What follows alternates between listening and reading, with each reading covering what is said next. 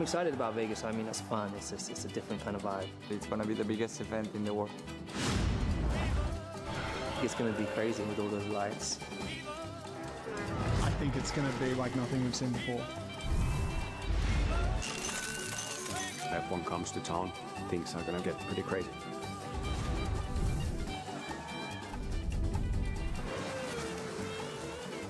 Come on, it's Vegas, baby.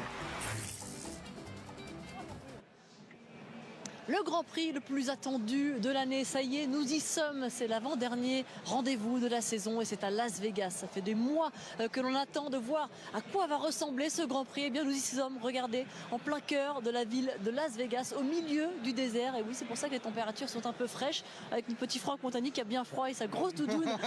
Et vous voulez faire la fière, c'est différent. En tout cas, bienvenue. On est très heureux d'être avec vous et d'ouvrir toutes vos journées durant ce week-end ici à Las Vegas. Ça va, Franck Montagny ? Ah, ça va super, je suis content d'être là. Bientôt minuit ici et c'est la journée qui débute chez vous. Toutes les équipes sont là bien sûr pour vous faire vivre cette avant-qualification. La qualif qui va débuter dans un petit peu moins de 20 minutes. Laurent Dupin est là, Romain Grosjean qui accompagne ce week-end Julien Febvreau. Bonjour, dites bonjour à nos abonnés s'il vous plaît. Bonjour à tous. Voilà, on est heureux d'être avec vous. Heureux de vous accueillir effectivement dans cet endroit absolument spectaculaire. La cérémonie d'ouverture qui a eu lieu ce mercredi a annoncé la couleur. Finalement, Franck, on savait que ce serait un grand show. Les couleurs, les lumière, bien sûr, on a sorti le grand jeu avec le spectacle, bien sûr, pour présenter les pilotes. Évidemment, il y a eu quelques gouttes de pluie d'ailleurs en ce mercredi, mais le show était de mise. Ouais, c'était un très beau show. Je verrais bien ce Grand Prix en dernier Grand Prix de la saison. Vous savez, une fois que tout est fait, tout est joué, on peut faire la fête, on peut faire le show, c'est sympa, c'est rigolo. Et puis on pense un petit peu moins sportif, quoi. Bon, regardez quand même, c'est magnifique d'avoir tout ça, les plus grands hôtels, c'est la capitale mondiale du jeu ici, c'est la ville où on vit de nuit, c'est pour ça d'ailleurs que ça rend l'endroit encore plus beau, les infrastructures sont absolument magnifiques et puis on n'avait qu'une hâte, c'était de voir les voitures en piste. À quoi ressemble ce circuit? Eh bien ça y est, on les a vus entrer en piste, même si les débuts, Franck, ont été vraiment chaotiques, hein. On vous le rappelle, la première séance d'essai libre hier a duré 8 minutes seulement, de longues heures d'attente s'en sont suivies avant de démarrer la deuxième séance qui était au milieu de la nuit, hein. Les pilotes ont terminé de rouler à 4 h du matin ici, ça a été chaotique. Le public n'a même pas pu assister à la deuxième séance d'essai libre. C'était un début un peu compliqué. Ouais, très compliqué. Alors déjà au niveau de la sécurité, vous voyez Carlos Sainz qui a détruit sa voiture plutôt que la casser. Avec ça a provoqué la colère de Ferrari, bien entendu. Et puis surtout, ce qui est inacceptable, c'est que des milliers de fans étaient ici, ont acheté leur ticket, ont acheté leur place et ils n'ont pas vu une seule voiture rouler. On les a tout simplement virés du circuit. Et ça, franchement, je trouve ça assez moche pour la Formule 1. Voilà, on leur a offert un bon cadeau pour acheter des trucs dans les boutiques de... Génial.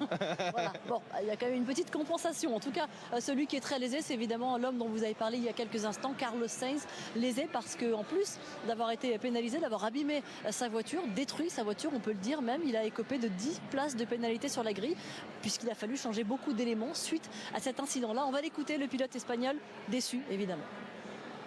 Unfortunately, as the session finished, the team communicated me that I was taking a 10-place grip penalty for something that I have no fault and the team has no fault, and obviously this has changed completely my mindset and obviously my opinion on the weekend and how the weekend is going to go from now on.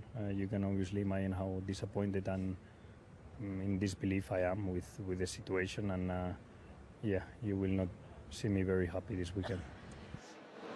Un week-end ruiné bien sûr pour le pilote espagnol. Évidemment que l'image qu'il gardera de ce premier week-end à Las Vegas sera un peu compliquée pour lui. Romain Grosjean, Julien Febvreau, bonsoir messieurs. On est heureux de vous retrouver. Romain, est-ce qu'on peut parler d'injustice quant au cas de ce Carlos Sainz ce week-end? D'ailleurs, vous avez connu, vous, une mésaventure de la sorte. On parle de plaques d'égout qui se décollent, hein. Vous avez vécu ça en Malaisie. Oui, j'ai vécu ça en Malaisie en 2017 de mémoire. Parler d'injustice, je sais pas, on peut aussi voir la situation comme quand on se fait rentrer dedans par une autre voiture et possiblement une voiture qui n'est pas en lice pour la course ou le championnat et c'est pas vraiment votre faute, vous n'êtes pas en contrôle de ce qui se passe et du coup ça arrive. Alors là, c'est la cette image en Malaisie qui vous concernait, Romain, il y a quelques années, c'était bien en 2017. Ouais, avec un beau shoot, donc c'est vrai que l'équipe s'était battue avec le circuit pour savoir qui allait payer les réparations. Je ne sais pas où ça en était, mais il y avait une plaque d'égout effectivement qui s'était arrachée et que ça avait bien endommagé la voiture. Maintenant voilà, c'est un peu le sport auto, c'est vrai que c'est pas de chance pour Carlos Sainz. Après le problème c'est qu'il y a un règlement et si on ne suit pas le règlement, ça laisse un peu, ça ouvre la porte à toutes les autres situations où les équipes pourraient demander quelque chose comme Ferrari avait demandé. Donc, je comprends la position de Ferrari, mais je comprends aussi la position de la FIA et des autres écuries. On vient évidemment de revoir cette image hier de Carlos Sainz en première séance d'essai libre qui a donc accroché avec le dessous de sa voiture cette petite plaque de vanne d'eau qui sortait du sol et qui a littéralement lacéré le dessous de la voiture jusqu'à aller taper, accroché dans les batteries qu'il a fallu changer, ce qui explique qu'il y aura une pénalité de 10 positions sur la grille de départ demain pour l'Espagnol, quel que soit son résultat en qualif. Et ce qui explique aussi pas mal de frustration et de colère du côté de chez Ferrari. Les mots du patron Frédéric Vasseur au micro de Laurent Dupin un petit peu plus tôt dans cette soirée. J'ai dit hier que c'était inacceptable, mais je le pense toujours, encore plus aujourd'hui qu'hier. Ce qui est, à mon avis, inacceptable, c'est qu'on ait mis 1 minute à mettre le drapeau rouge entre le moment où on a eu le premier drapeau jaune. Donc quelqu'un a vu quelque chose sur la piste. Et 1 minute après, on a eu le drapeau rouge. Et ça, pour moi, c'est beaucoup trop long. Je suis énervé parce que personne n'est venu nous voir pour nous dire on est désolé de ce qui se passe, on est désolé pour vos mécanos qui ont travaillé 24 heures d'affilée, on est désolé pour les 2,5 millions que ça va nous coûter. On n'a pas eu personne, là, dans ces cas-là, il n'y a personne. Et puis je suis encore plus énervé quand à la fin on nous met une pénalité de 10 places pour quelque chose qui n'est même pas un avantage technique pour nous de changer la batterie et qui à la fin était absolument pas dans nos mains, quoi. Donc je ne sais pas si le sort s'acharne, je ne pense pas que ce soit le sort dans ce cas-là. Mais c'est vrai que l'accumulation est dure. Cette pénalité, est-ce qu'elle est... Enfin, c'est le règlement, si on met une 3e batterie, est-ce qu'il faut juste se dire c'est pas de chance ou vous auriez pu essayer d'obtenir circonstances atténuantes? Honnêtement, on a demandé au départ, les stewards nous ont dit que c'était bon, le technical delegate nous a dit que c'était bon, et puis après, je ne sais pas ce qui s'est passé, si c'est l'opération du Saint-Esprit ou le vent qui a tourné ou une autre équipe qui s'est plainte, mais clairement, la décision a changé. Ça, je pense que c'est un peu unfair. C'est quand même compliqué à digérer, hein, Franck. Vous comprenez aussi les mots de Frédéric? Oui, je comprends. À partir du moment où tout le monde est d'accord, que les autorisations sont là, que tout le travail a été fait, c'est vrai que c'est un petit peu délicat, comme il dit unfair, qu'une équipe avec une petite étoile revienne en arrière et dise non. Je comprends l'équipe Mercedes également parce qu'elle joue un championnat, une place au championnat, donc tant qu'on peut mettre un peu des bâtons dans les roues de l'autre équipe, ça le fait. Mais je trouve pas ça très classe. Difficile entame de week-end, en tout cas pour l'équipe Ferrari bien sûr, mais aussi pour cet événement qui est ce grand show de Las Vegas. Mais les choses sont rentrées dans l'ordre ensuite. La 2e séance a eu lieu d'1h30, puis celle un petit peu plus tôt dans la soirée, la 3e et dernière séance d'essai libre, les qualifications dans un instant. Les choses sont rentrées dans l'ordre. Franck, cette 3e séance qui a été dominée par George Russell, Oscar Piastri et Logan Sargent. Ça, c'était le top 3 de cette séance. C'était un top 3 assez inédit. Ouais, c'était un top 3 un peu bizarre parce que la session a été buggée. À la fin, Albon tape le mur, donc on se retrouve avec un drapeau rouge. Il manque 5 minutes, donc pas tout le monde n'a passé les pneus. Très sincèrement, la voiture en vogue, la bonne voiture, là tout de suite, c'est celle de Charles Leclerc, la Ferrari qui va très très vite. Attention, Verstappen a trouvé des petits réglages ce matin aussi, il est capable de revenir. Mais cette voiture que vous voyez, celle de Sargent, la Williams avec Albon, potentiellement, on sait qu'il va très vite en ligne droite. Ici, c'est pas compliqué, il y a 6 virages, il n'y a que des lignes droites. Donc il faut une voiture qui va vite en ligne droite. Vous avez raison d'évoquer Alex Albon, bien sûr. On va revoir d'ailleurs ce petit incident. Attention au mur ici, hein, c'est comme un circuit en ville. Regardez, il est en train d'attaquer Alex Albon, il est dans un tour vite et ici il va glisser un petit peu, il est rentré dans le virage, mais ça passe pas. On n'a pas l'impression que ça tape vite, mais regardez, de ce côté-là, on va voir tout de suite que l'impact est déjà plus violent, il va perdre complètement sa roue arrière. Et là, de ce côté-là, c'est juste incroyable avec la roue braquée. Il a de la chance qu'il tape à plat et potentiellement, je dirais que la boîte n'a rien pris, mais c'est pas sûr. En tout cas, c'est un nouveau tracé, un nouveau challenge pour les pilotes et les écuries. Alors, est-ce qu'il plaît justement aux pilotes? Les avis divergent, notamment entre Max Verstappen et Esteban Ocon, qu'on écoute. No, I've had better tracks in my life, but I mean, I already said that yesterday. There's nothing new that I discovered or whatever. Yeah, we just get on with it. Ouais, je pense que ça va faire des belles courses, ça c'est clair. Il y a énormément de lignes droites. Moi j'aime bien, honnêtement c'est une piste que je trouve intéressante sur tous les freinages, sur tous les petits virages serrés. Et après il y a de grandes lignes droites forcément qui sont importantes pour prendre la speed, surtout en qualif. Mais voilà, je pense que ça va être intéressant en course surtout. Donc pour l'instant quand on était tous proches, c'était sympa et ça faisait des belles batailles.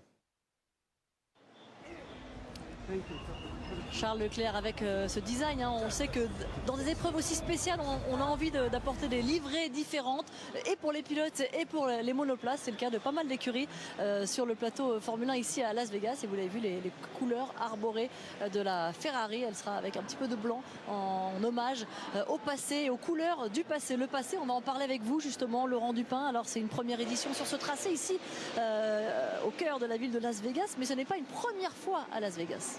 Oui, alors il n'y a qu'un seul pilote qui pourrait s'en souvenir, et encore, hein, c'est Fernando Alonso qui était le seul pilote qui était né lors des 2 premières éditions d'un Grand Prix de Formule 1 à Las Vegas. C'était en 1981 et 1982 sur un tracé complètement différent. Alors regardez, on passe vraiment du tout au tout, puisque c'était un tracé de 3 km 650 seulement qui tournicotait sur le parking du César Palace, alors que cette année on a un circuit de 6 km 200 qui passe devant les plus grands casinos comme le César, mais aussi le Bellagio, le Paris, le Mirage et puis la nouvelle sphère qui illumine la nuit à Las Vegas, et surtout ce nouveau tracé qui passe sur le strip en étant donc beaucoup plus long. On voit quand même quelques images de 81.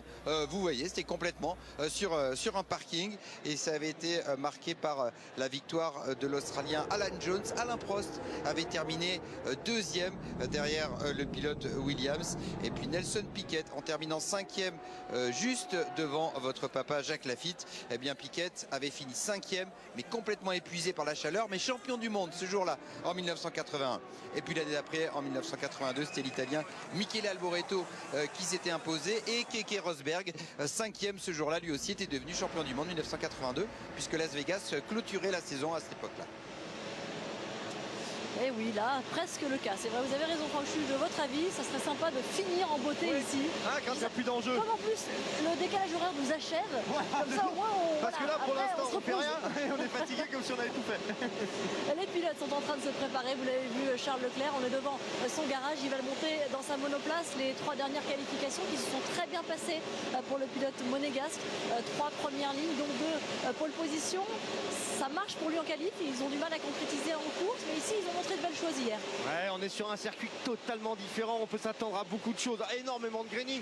Tarmac tout neuf. Si vous n'étiez pas avec nous pendant les essais, on vous résume un petit peu le truc. Le tarmac est tout neuf, donc on tape énormément dans les pneumatiques. Beaucoup de lignes droites, beaucoup de difficultés à faire monter ces pneus en température. Et à ce petit jeu-là, eh c'est Ferrari qui s'en sort le mieux, parce que franchement, sur toutes les séances, les pneus étaient propres, ils étaient rapides, toujours aux avant-postes. Red Bull, eh bien, par contre, les Mercedes sont très loin. Beaucoup de difficultés avec les pneus, un petit peu comme Alpine. Oui, les Mercedes vers qui on va se diriger, Franck, dans cette voie des stands, juste à côté du garage Ferrari. Les Mercedes, oui, on a hâte que cette saison se termine et de voir la nouvelle monoplace l'an passé. Ils ont dit qu'ils voulaient la changer radicalement. On espère voir de la performance l'an prochain. Il y a un petit enjeu quand même, un petit challenge pour Lewis Hamilton dans cette fin de saison. C'est d'aller piquer la 2e place à Sergio Pérez. Pour l'instant, le Mexicain est en meilleure posture, bien sûr. Il faut que Lewis Hamilton marque 6 points de moins que lui pour qu'il soit sacré vice-champion du monde. Oui, c'est symbolique, mais c'est pas si anecdotique que ça, parce que ça n'a jamais été réalisé par l'équipe Red Bull. Les Autrichiens n'ont jamais eu un doublé à la fin au championnat du monde. Ouais, c'est quand même énorme de réaliser un doublé. Ça veut dire qu'on vraiment domine la catégorie. Bien sûr, chez Mercedes, on va essayer d'aller contrer ça. Ici, très sincèrement, je pense que ça va être très difficile. On sait que la Mercedes en ligne droite, c'est pas la plus rapide, beaucoup de traînées, donc forcément ici avec des lignes droites de plus d'1,9 km, ils sont en désavantage. Et puis cette voiture fonctionne pas ce week-end. Le petit bémol, c'est que ça fait longtemps qu'on entend Mercedes qui nous dit on va changer radicalement de profil, on va changer radicalement de voiture, et ça va marcher l'année prochaine.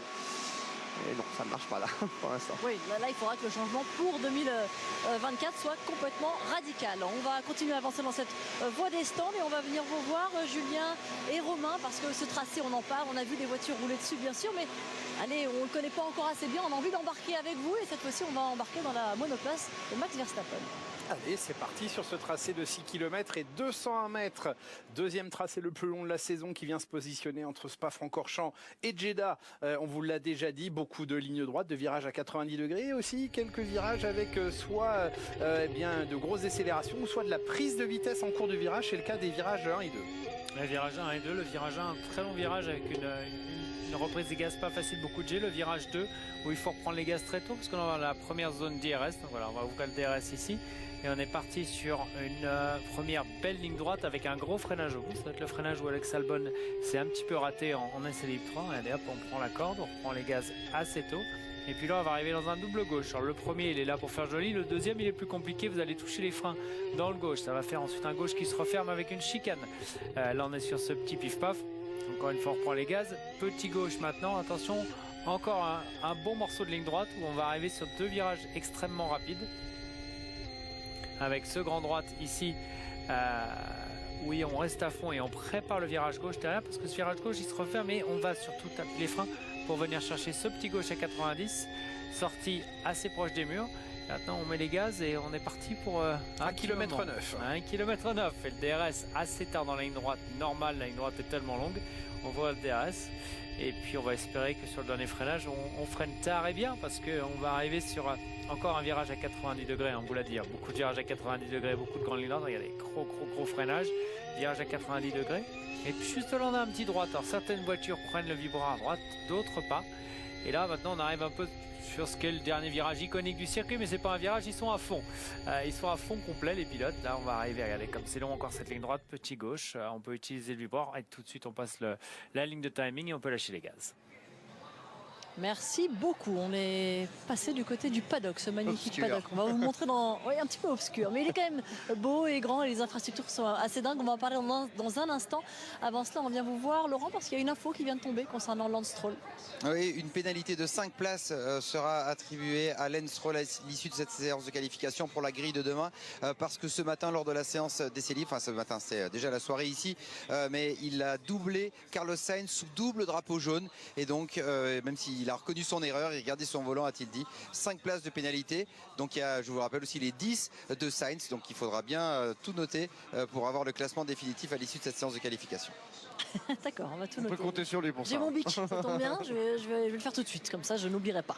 Merci beaucoup Laurent, on a donc basculé, je le disais, dans le paddock qui est incroyable parce qu'il est quand même très grand, très large. On rappelle que le bâtiment des stands, c'est un bâtiment bien sûr évidemment qui ne sera pas temporaire, qui est là et qui est le nouveau QG américain de la Formule 1, l'investissement bien sûr du promoteur de la F1, très important pour faire venir cette épreuve, une épreuve qui compte bien sûr, même si elle a mal commencé, on l'espère se terminera bien et puis surtout sera un beau rendez-vous des saisons prochaines. Un petit mot sur les Alpines. Franck, elles sont en difficulté depuis le début de ce week-end. On savait que ce serait un circuit qui ne leur conviendrait pas et les résultats en essai libre l'ont prouvé.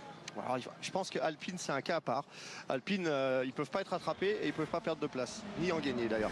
Donc leur championnat grosso modo il est fini. L'intelligence d'Alpine aujourd'hui, c'est ce que je pense, c'est qu'ils utilisent toutes ces séances. Vous savez qu'on n'a plus de séances d'essai libre, on n'a plus les séances d'essai privés, on peut plus travailler l'hiver sur les circuits. Et bien eux ils utilisent ces séances tout simplement pour travailler différemment. C'est-à-dire qu'on a une voiture A, celle d'Esteban Ocon, et une voiture B, celle de Pierre Gasly, qui sont réglées diamétralement différents. Et ça leur permet en fait de trouver des solutions et des voies pour l'année prochaine. Ils ne cherchent pas la performance, ils cherchent à comprendre vraiment ce qui se passe pour pouvoir créer l'année prochaine, en 2024, une vraie bonne voiture. On l'espère évidemment pour eux, ça c'est sûr. Les températures, regardez ici, il fait frais. Oui, nous sommes au milieu du désert, on dirait pas quand on voit cette ville illuminée là, mais si, nous sommes bien au milieu du désert et il fait donc 16 degrés pour l'instant sur le circuit et 14 dans l'air. Oui, on le ressent bien et vous avez de la chance d'être en doudou. On va écouter Pierre Gasly, on en a parlé il y a un instant. Comment se sent-il ici sur ce tracé? Beaucoup de glissades et de mon côté on essaye de tester des choses sur ma voiture pour essayer d'apprendre pour l'année prochaine et pour l'instant c'est vrai que je me suis senti vraiment pas du tout à l'aise, donc on va essayer de voir. Le but c'est d'apprendre pour la saison prochaine, mais voilà, on va voir ce qu'on arrive à faire ce week-end. Dernière chose, vous voyez les lumières, tout ça, la sphère, ou pas du tout quand vous pilotez? Oui, on voit. Il y a pas mal d'éclairage, donc on voit pas mal de choses. C'est vrai que c'est un élément aussi qui est notable quand on regarde le circuit. Il y a bien sûr les beaux hôtels, il y a Toto dans le paddock, mais il y a aussi cette sphère, bien sûr cette sphère immense qui est entourée encerclée par le circuit. D'ailleurs la Formule 1 l'a loué ce week-end pour afficher ce qu'ils veulent dessus et c'est un truc notable, on l'imagine quand on est dans la voiture et que voilà, ça attire l'œil. Ah bah, donc la sphère est absolument énorme, donc clairement on la voit. En plus c'est une section de virage un petit peu lente à cet endroit-là, donc clairement les pilotes vont la voir facilement. Et puis ça change tout le temps, il y a des nouvelles images, il y a des nouvelles couleurs, c'est assez flashy. Et puis on est dans une ville quand même où on vit la nuit spécialement. La lumière compte. Il y a beaucoup de lumière. Ouais. Et de la lumière, il y en a évidemment sur la piste, là où vont s'élancer dans quelques secondes tous ces pilotes pour cette première séance de qualification sur ce tout nouveau tracé. On a hâte de la vivre avec vous, Julien et Romain. Et on a hâte de la vivre avec vous toutes et tous qui êtes présentes pour cette première séance de qualification de l'histoire du Grand Prix de Las Vegas disputé donc sur ce tracé d'un peu plus de 6 km qu'on a redécouvert avec vous tout à l'heure. Le compte à rebours final est engagé sur la façade de la sphère et ces millions de LED qui en font bien le plus grand écran géant au monde composé de LED. C'est parti donc, minuit, heure de Las Vegas, le 18 novembre débute à l'instant même ici dans le Nevada et sur cette partie ouest des États-Unis. Ça fait déjà 9 heures que le 18 novembre a commencé en France. Il est 9 heures, heure française. Merci d'être avec nous donc pour cette séance de qualification. On le sait, Romain Grosjean, depuis hier, les équipes cherchent à apprivoiser ce tracé, à trouver des marques. Et on va écouter Pierre Gasly immédiatement.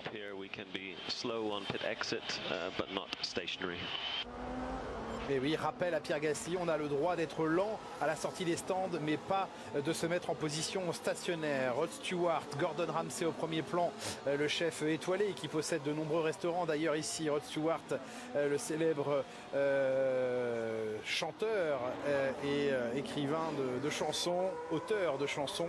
On le disait depuis hier, oui, apprivoiser le circuit, oui, gagner en confiance. Romain Grosjean également, trouver la bonne procédure pour mettre les pneus en température. Opération difficile avec une piste à 16 degrés.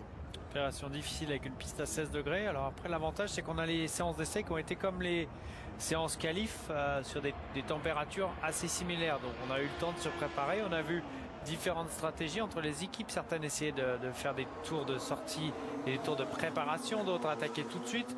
Ce qu'on a vu d'une manière générale, c'est qu'on peut faire plus qu'un tour sur les pneus et plus on avance, plus on y va, plus ça va vite. Alors en général, en essai, c'est un peu plus extrême qu'en qualif. Je pense, mon avis, c'est que le deuxième tour chrono sera le plus rapide cet après-midi. Mais pour le moment, on va probablement, en fonction du temps qu'on a, mais on devrait faire 3 pushs sur le premier, peut-être 2 sur le deuxième, si on a le temps. J'ai pas fait le calcul, mais ou alors ça va être 2. On l'a mesuré, en tout cas, Romain Grosjean, effectivement, sur le même train de pneumatique, un deuxième tour lancé, voire un troisième tour lancé, pouvait se montrer meilleur que le tout premier, là où le pneu est le plus neuf, mais pas idéalement encore chauffé. C'est ici Kevin Magnussen que l'on suit, le premier à s'être lancé sur un tour rapide.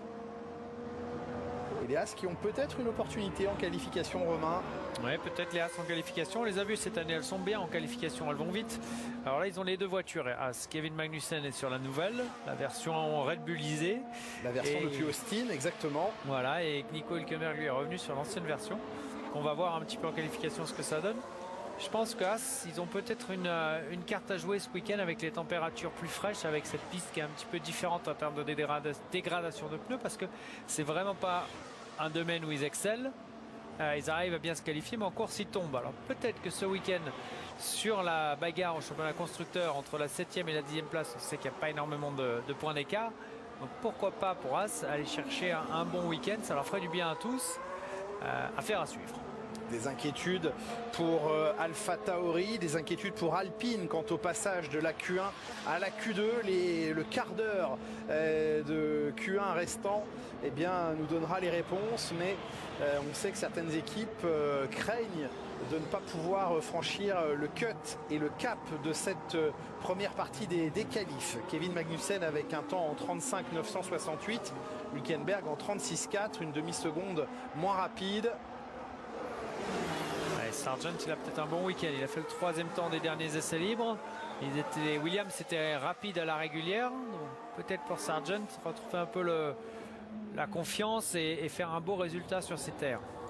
3e, effectivement, Logan Sargent de la dernière séance d'essais libres. Alex Albon était 6e avant de taper le mur et de provoquer la fin de cette séance 5 minutes avant le terme normal de la FP3 avec un drapeau rouge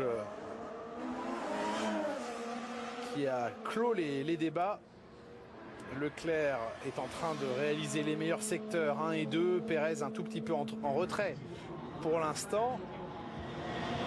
Pérez une 35,323, mais Leclerc est plus rapide. Et vous pouvez voir Gasly, Ocon, Ricciardo, Tsunoda, Sargent, c'est tous des tours de préparation pour ces pilotes.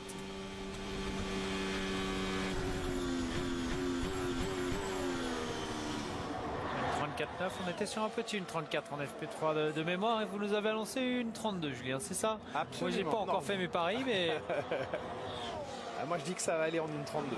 J'ai peut-être une 32,9, mais une 32 quand même.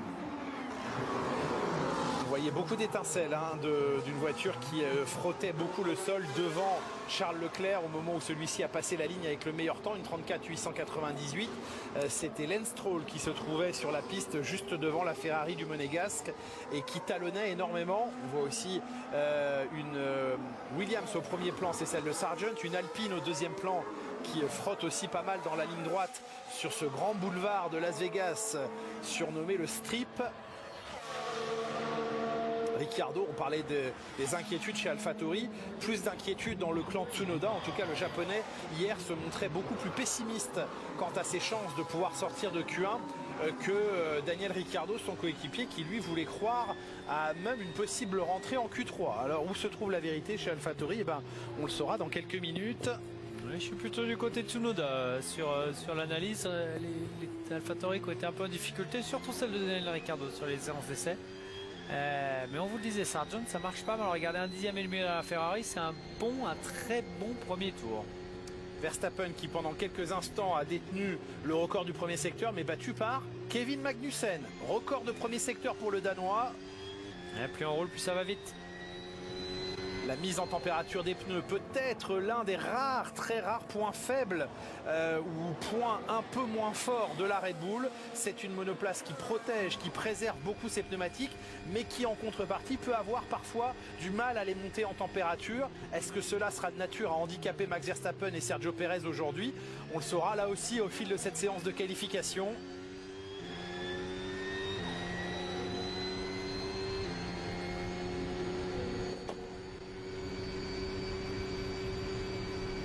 Deuxième temps pour Max Verstappen, 34,987. Il y a un petit dixième, moins d'un dixième d'écart entre la Ferrari et la Red Bull pour l'instant, ce début de Q1.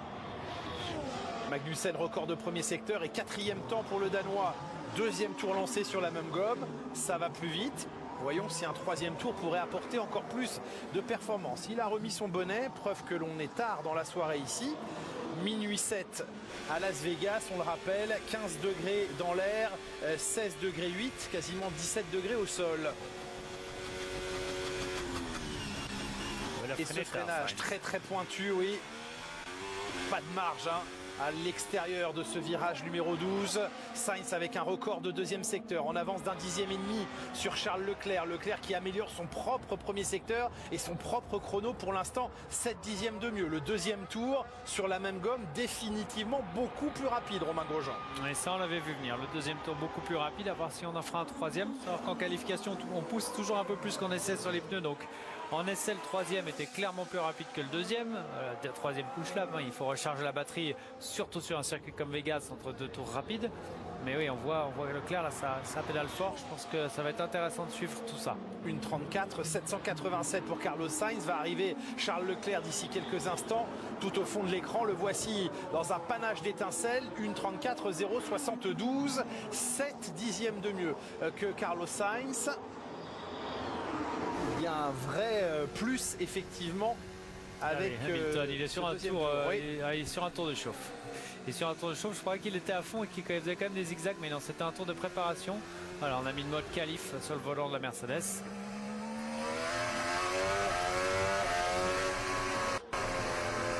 Ah, le trafic pris par Norris sur Pérez.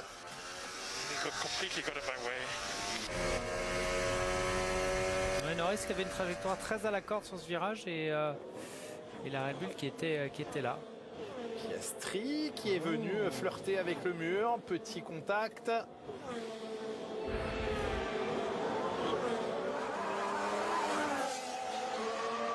Fernando Alonso, on les a pas.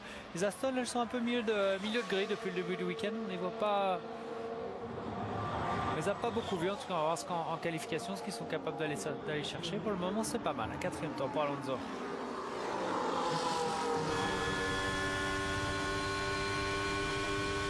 Alors Albon, est-ce qu'on a bien réparé la voiture et est-ce qu'il va avoir gardé la confiance qu'il avait sur la séance d'essai?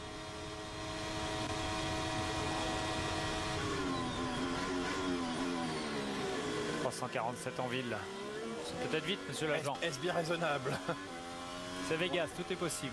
Pour l'instant, au radar officiel FIA, c'est Bottas qui est pointé avec la meilleure vitesse de pointe à 346 devant Perez, 345. Et Albon, quatrième temps en 35-0. Pour l'instant, les Ferrari de Leclerc et Sainz aux deux premières positions avec un gros avantage chronométrique au Monégasque. Norris intercalé en 34-703 alors qu'il y a un temps effacé pour Yuki Tsunoda, limite de piste dépassée au virage numéro 8, c'est la chicane ça. Il a dû court-circuiter la chicane tout simplement Yuki Tsunoda. Hamilton troisième temps, une 34-6.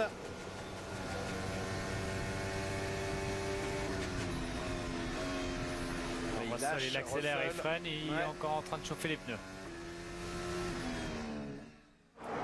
Vous l'avez rappelé depuis le début de ses essais, Romain Grosjean, les accélérations freinage apportent beaucoup d'énergie dans le pneu sans l'abîmer.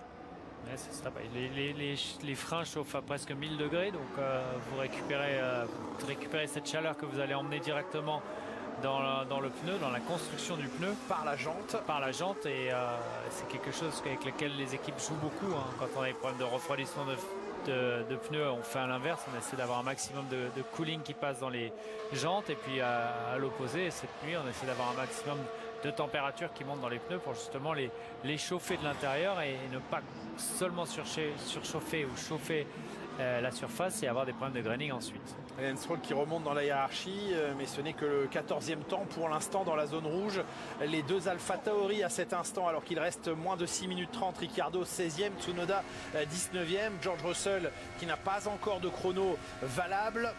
Pierre Gasly est 18e, Hülkenberg à la 17e position. Un petit peu d'aspiration trouvée pour Oscar Piastri.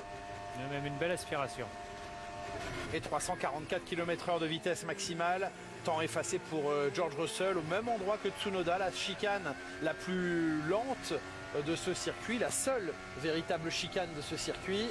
Alors c'était un 1,46, ça devait être un tour, de préparation, il a laissé passer. Ouais. Piastri 6e.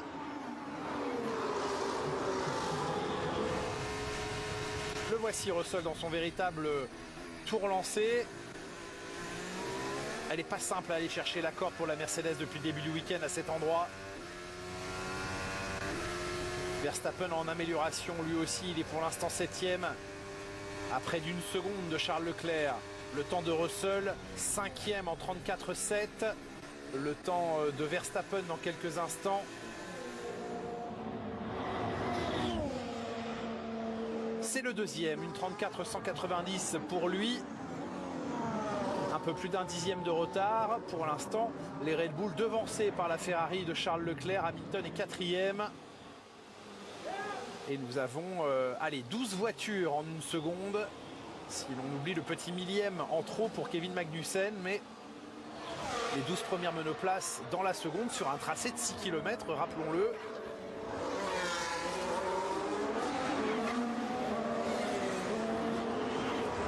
Sainz avec un record de premier secteur, 26,5 le record du premier secteur désormais. Pour celui qui, quoi qu'il arrive, sera pénalisé de 10 places sur la grille, mais qui a une volonté chevillée au corps de montrer sur la piste ce dont il est capable, ce dont la Ferrari est capable ce week-end, et elle est capable de beaucoup. Leclerc record de deuxième secteur, 31,0 maintenant la référence dans ce deuxième tronçon du circuit de Las Vegas. Hamilton 4e, Albon 7e à l'instant en 1,34 726, le même chrono au millième que George Russell, 6e et 7e, Sargent 3e. Sargent, ça va bien aujourd'hui, ouais. C'est bien pour lui, il en a besoin je pense. Et Sainz le plus rapide désormais.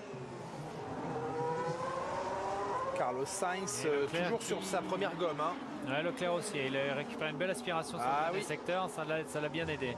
Et 2 dixièmes pour Leclerc, nouveau meilleur temps en 1,33 617. On va y aller à la minute 32, Romain Grosjean. Ça m'énerve de le dire, mais oui, vous avez raison. Leclerc et Sainz, de nouveau les plus rapides. Magnussen qui remonte au 4e rang, ça évolue très vite la hiérarchie en ce moment. Romain, va pas falloir se faire piéger, surprendre dans les 3 dernières minutes de cette session. Et Hülkenberg, les deux As, 4e et 5e. Là, on a 4 moteurs Ferrari parmi les 5 premiers. Alonso vient de prendre le 8e temps, Guan Yu Zhou la 13e position. Et Pierre Gasly remonte au 4e rang avec un record de dernier secteur pour le Français. Bien joué de la part de Pierre Gasly. Esteban Ocon serait pour l'instant le dernier qualifié avec un 15e chrono en 34,834. Et cet Alpha Tauri au design spécifique pour Las Vegas et pour Abu Dhabi le week-end prochain. On le rappelle, dernier week-end de Formule 1 de la saison 2023 à vivre dès le week-end prochain sur les antennes de Canal+, avec un décalage horaire bien plus favorable puisqu'il sera 2 heures de plus qu'en France à Abu Dhabi. Le 22e et dernier week-end de la saison, donc à vivre sur nos antennes dès le week-end prochain. On est avec Yuki Tsunoda à bord de l'Alpha Tauri. Il est pour l'instant classé dernier et Ricciardo avant-dernier. Un tour de préparation pour Yuki Tsunoda, le voit zigzaguer.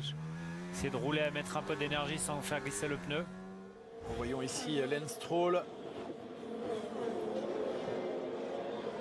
Sans contact, mais à 1 cm d'aller embrasser le mur. Voilà ce qu'on appelle de l'exploitation maximale des limites de la piste. Super close. Super close. 1 minute 45 à vivre encore dans cette Q1 avant une première pause qui verra 5 pilotes éliminés. Et Piastri est dans cette zone dangereuse. Ouais, alors qu'il avait le 2e temps en essai libre 3, donc il va falloir trouver un petit peu de vitesse sur ce dernier tour. Un train arrière un petit peu mobile, un petit peu léger au moment d'activer le DRS maintenant entre les virages 4 et 5.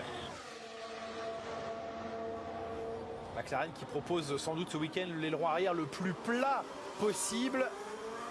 Pas loin de pouvoir y poser des livres en souvenir une fois que ça deviendra une bibliothèque. Une bibliothèque pas donnée, mais une belle bibliothèque. Ouais, oui, une bibliothèque à très cher.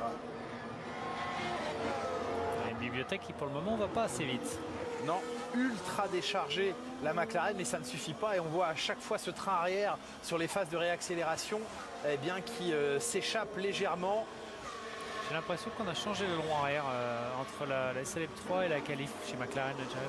J'avais pas l'impression qu'en fin d'SL 3 l'aileron était aussi déchargé que ça. Je sais qu'on a remis le B-Wing en bas, oui, mais j'ai l'impression qu'on l'a déchargé et que ça va moins bien du côté de chez Piastri. Et oui, parce que décharger l'aileron arrière, le débraquer, le mettre plus à plat, c'est s'offrir plus de vitesse de pointe en ligne droite, mais c'est moins efficace pour chauffer les pneus, moins efficace au freinage parce que la voiture est plus instable et moins efficace en virage. Il y a un drapeau jaune agité entre les secteurs 1 et 2, généralement c'est au virage numéro 5 que les choses se passent mal, et oui, ça se passe mal pour Tsunoda qui a effectué soit un tout droit, soit un contact. C'était un tout droit puisqu'il repart. Ça peut être un tout droit avec contact. Mais en tout cas, il y a eu un problème pour lui et Yuki Tsunoda, ça ne va pas arranger ses affaires parce que le chrono arrive maintenant à son terme. Drapeau à damier agité pour marquer la fin de cette Q1. Et à cet instant précis, c'est fini pour Yuki Tsunoda. Ouais, Tsunoda, Piastri aussi, c'est fini. Ouais. Zhou et Piastri qui ne sont respectivement qu'à 15 et 16 millièmes d'un potentiel passage en Q2, puisque c'est ce qui les sépare du 15e temps d'Esteban Ocon. Hülkenberg 4e temps, la vieille Alonso, As 9e. pas mal. Russell remonte au 3e rang, record avec ce dernier secteur en violet pour le Britannique. Ricciardo 14e qui pour l'instant sort de cette zone éliminatoire des 5 pilotes les moins rapides. On est avec Lance Stroll dont on n'oubliera pas qu'il subira 5 places de pénalité sur la grille. Il est pour l'instant 19e. Et il est en avance sur son temps. En haut à droite, moins 0, 0, il va faire le même... Eh non, il est plus vite. Et 11e. Il va passer donc sous les applaudissements de sa sœur et de sa maman. Il va passer en Q2, Lance Stroll, juste derrière Alonso. 10 et 11 les Aston Martin et malheureusement les deux McLaren que l'on donnait comme deuxième meilleure force du plateau ces derniers temps, eh bien on voit Norris et Piastri qui sont éliminés dès la Q1. Élimination de Lando Norris pour 20 millièmes de seconde, seulement 16e. On sait que les circuits à haute vitesse sont la hantise de McLaren, mais au point de les voir toutes les deux éliminées en Q1, c'est quand même une nouvelle difficile à avaler chez McLaren. Ouais, c'est une surprise parce qu'au Brésil on se battait pour la pole, à Mexico on était dans le match, au Qatar on se battait pour la pole. Et là, on est les deux voitures en dehors en Q1. C'est étonnant, surtout qu'elles n'étaient pas très vite, mais elles avaient fait plutôt des progrès sur le reste du week-end. Et là, ça n'a pas fait de progrès. La 4e élimination en Q1 cette année pour Lando Norris, alors qu'il y avait, c'était l'heure de pointe là sur le strip de Las Vegas. Ouh là là là là, comment Esteban Ocon a dû éviter Yuki Tsunoda juste devant lui.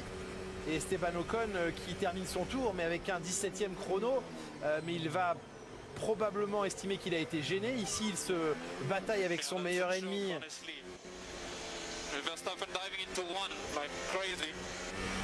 oui, c'est pas qu'il a dû les éviter, c'est qu'en fait ils essayaient tous de préparer un tour qualif et Ocon a décidé qu'il allait attaquer tout le monde. Ouais, alors ces deux-là ne seront jamais copains et c'est pas cette situation qui va les arranger. Verstappen a plongé au T1 mais est allé mourir en freinant à l'extérieur, ce qui a permis à Esteban Ocon de repiquer à l'intérieur et il y a un incident évidemment comme toujours. Le maximum de temps autorisé qui est d'1 minute 58 ici a été dépassé par plusieurs pilotes. Il faudra qu'il justifie d'une raison valable le fait d'avoir dépassé ce chrono impératif. La pesée auquel a été appelé Ocon, mais ça ne changera rien à sa situation. Il fait partie, Esteban Ocon, des pilotes éliminés. 17e le français devant Guan Yu Zhou, 18e, Piastri à la 19e position et Yuki Tsunoda qui lui s'est raté dès le virage numéro 5 de sa dernière tentative, 20e de ce classement. Margot. Merci beaucoup, messieurs. Alors, évidemment, il y a de la déception de voir Esteban Ocon qui n'est pas dans cette deuxième partie des qualifications, mais c'était un peu plus attendu, on va dire, que les McLaren, même si elles fonctionnaient mal depuis le début du week-end, mais ça reste dans leur moment de la saison, dans leur momentum de la saison, un événement assez incroyable. C'est arrivé une seule fois que les deux McLaren ne passent pas Q1, c'était à Miami, un peu plus tôt dans la saison, les États-Unis, c'est pas pour eux. C'est une voiture qui marche pas quand il n'y a pas d'aéro. Ici, on n'est pas en altitude, on a des grandes lignes droites. De toute façon, on ne met pas d'appui sur cette voiture, elle ne fonctionne pas. Ils ont réussi à la faire fonctionner parce qu'ils chargent des ailerons avant-arrière de manière maximale sur quasiment tous les circuits. Alors, ce qui fait que la voiture est un peu lente en ligne droite, mais elle marche parce qu'il faut fonctionner les pneus. Là, ici, vous la voyez, elle en glisse de partout. Les pilotes, ils sont en train de lutter avec le train arrière, ils peuvent pas remettre le pied sur l'accélérateur. C'est compliqué de faire rouler la voiture. On a l'impression que les pneus s'usent pas, on a l'impression que les pneus prennent pas de tempête et du coup, le pilote, le temps s'en ressent. Ouais, très très grosse déception en tout cas pour les deux voitures orange ici ce week-end. Les deux McLaren éliminés donc en première partie des qualifications. Premier choc de cette qualification ici à Las Vegas. Ce soir, samedi soir, on est vendredi, on a du mal à se projeter, mais ce soir en France, samedi à 19h sur Canal+, il y a toutes les équipes d'Intérieur Sport qui vous proposent un documentaire consacré à Iliana Rupert. Manon David l'a suivi à Atlanta et nous raconte son parcours pas toujours simple. En voici un extrait. C'est une tradition. L'été suivant un sacre WNBA, chaque joueuse reçoit une bague. Championne pour l'éternité.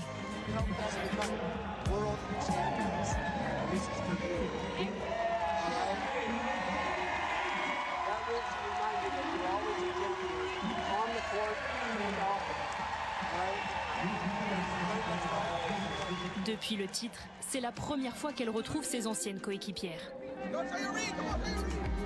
It's really hard to do. To win a title your first year in the WNBA is like hitting the lottery. Alors rookie en 2022, Iliana remporte le premier titre de l'histoire de Las Vegas, le 3e seulement pour une joueuse française. There was games certainly where, she absolutely was integral in helping us win. I'm super happy that we get to see her and honor her tonight.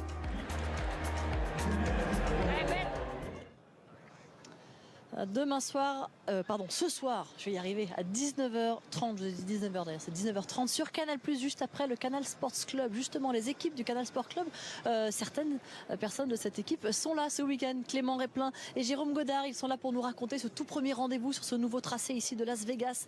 Et justement, de cette magnifique sphère, ils se sont baladés dans les moindres recoins de la ville de Las Vegas et ils ont fait un petit détour par la sphère, regardez.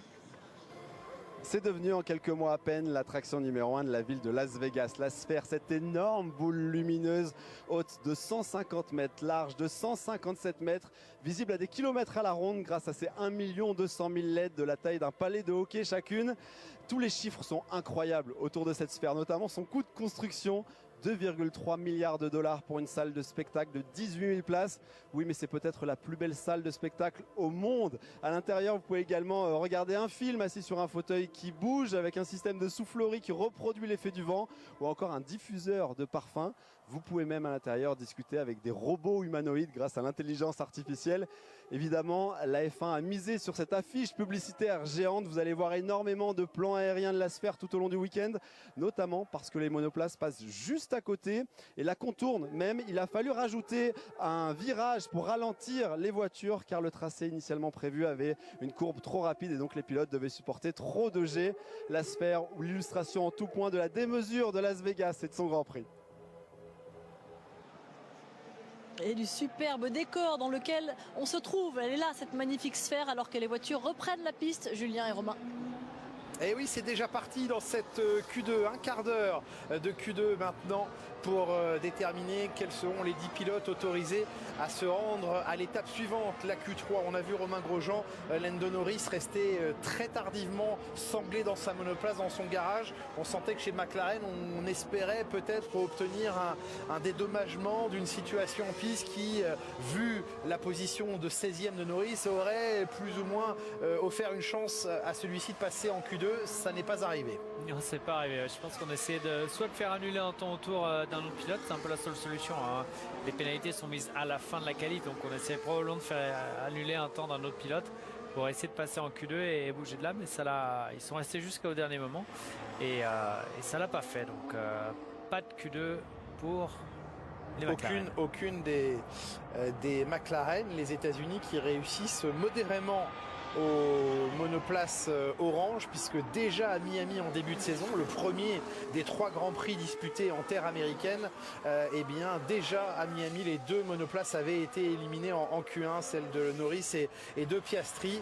Elles s'élanceront donc de manière lointaine. On corrigera évidemment la grille définitive une fois l'application des pénalités, notamment de Stroll, mise en place, d'autant qu'il est de nouveau sous enquête des commissaires. Lance Stroll pour à nouveau avoir ignoré, semble-t-il, les drapeaux jaunes. Il va falloir peut-être réviser ces drapeaux.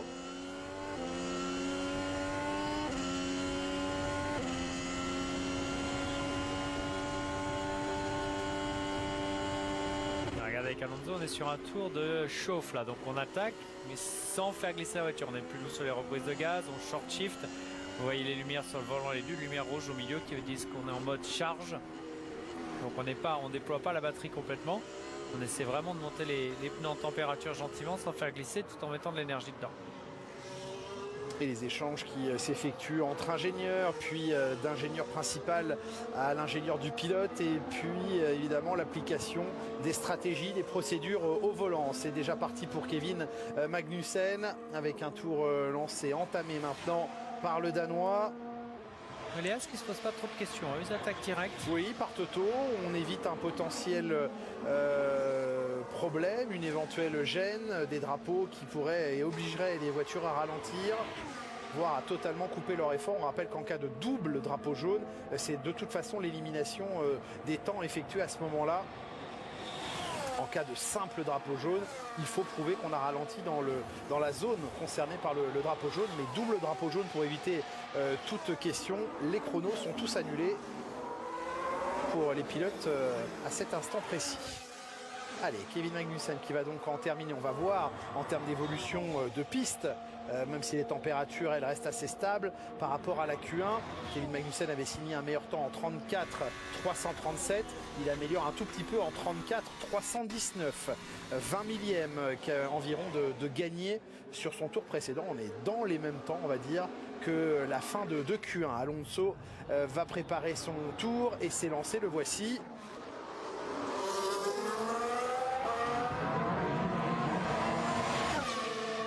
Sainz le plus rapide en 1,34,146, mais c'est moins rapide que son meilleur temps de Q1 pour l'instant. Alonso signe d'ailleurs un 26,4 qui est pour l'instant le meilleur premier secteur de cette séance de qualification.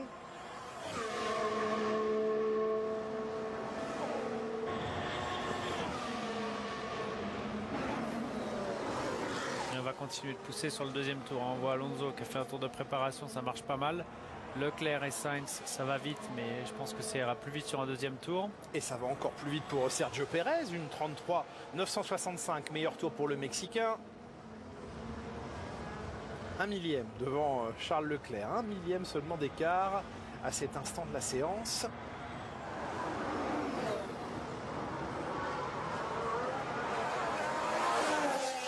Et pour l'instant, je dis bien pour l'instant, dans cet exercice des qualifications où il faut totalement libérer son pilotage et aller au maximum de ses capacités et de celle de sa machine, on n'a pas encore vu d'erreur majeure. 33,8, c'est le meilleur temps réalisé par Fernando Alonso, joli. Performance sur un premier tour. Le casque phosphorescent de Lance Stroll qui lui vaut pour l'instant un 6e chrono mais assez lointain. Ah, c'est très très loin même. Et c'est à plus d'une seconde de son coéquipier.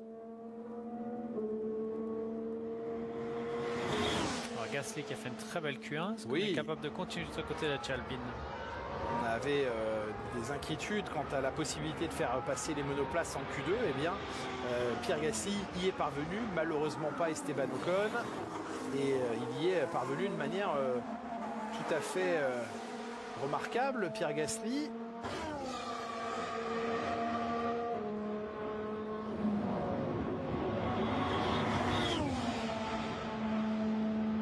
Gasly 5e temps. Provisoire en ligne 34,278 à un peu moins de 4 dixièmes du meilleur temps de Fernando Alonso. La fin du tour d'Alex Albon maintenant. 5e temps, il passe devant Pierre Gasly.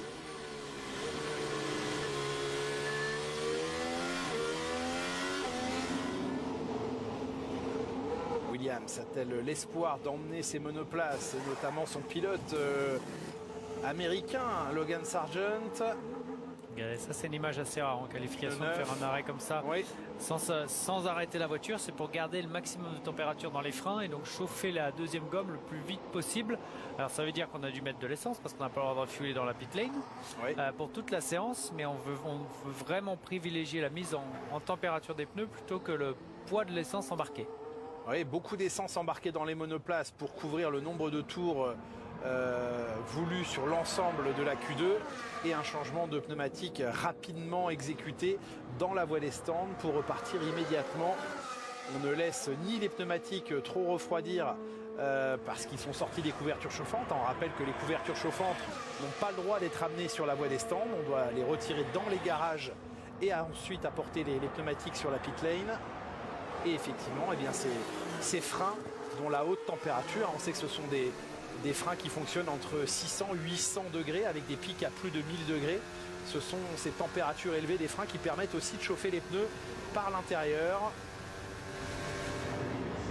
Le regard absolument appliqué et concentré de Lewis Hamilton à l'entame de son tour. Il y a beaucoup de poussière de carbone du côté de la Mercedes sur chaque gros freinage. Vraiment la voiture qui en emmène le plus. Bonne stabilité du train arrière de Lewis Hamilton dans le passage du premier virage il y a quelques instants. À nouveau des dégagements de poussière de carbone au passage du virage numéro 5, au freinage de ce virage numéro 5. De l'avance sur le chrono pour l'instant de Daniel Ricciardo qui est 10e.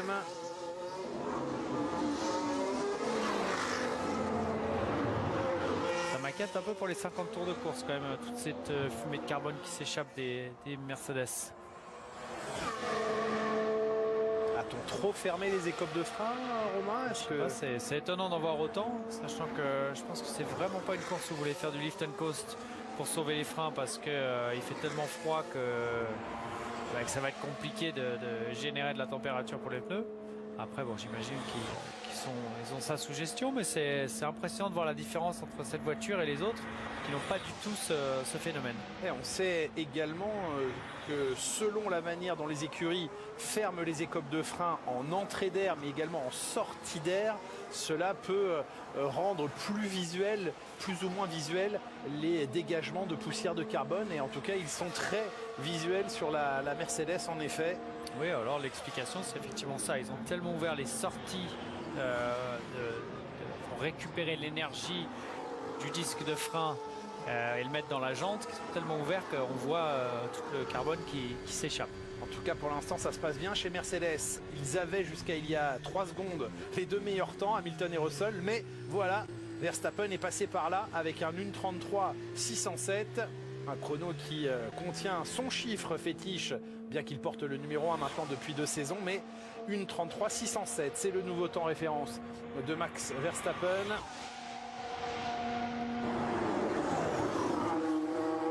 Leclerc est en avance dans le deuxième secteur, Magnussen en avance dans le premier secteur. Il l'apprécie, Kevin Magnussen, ce premier secteur au volant de la Haas.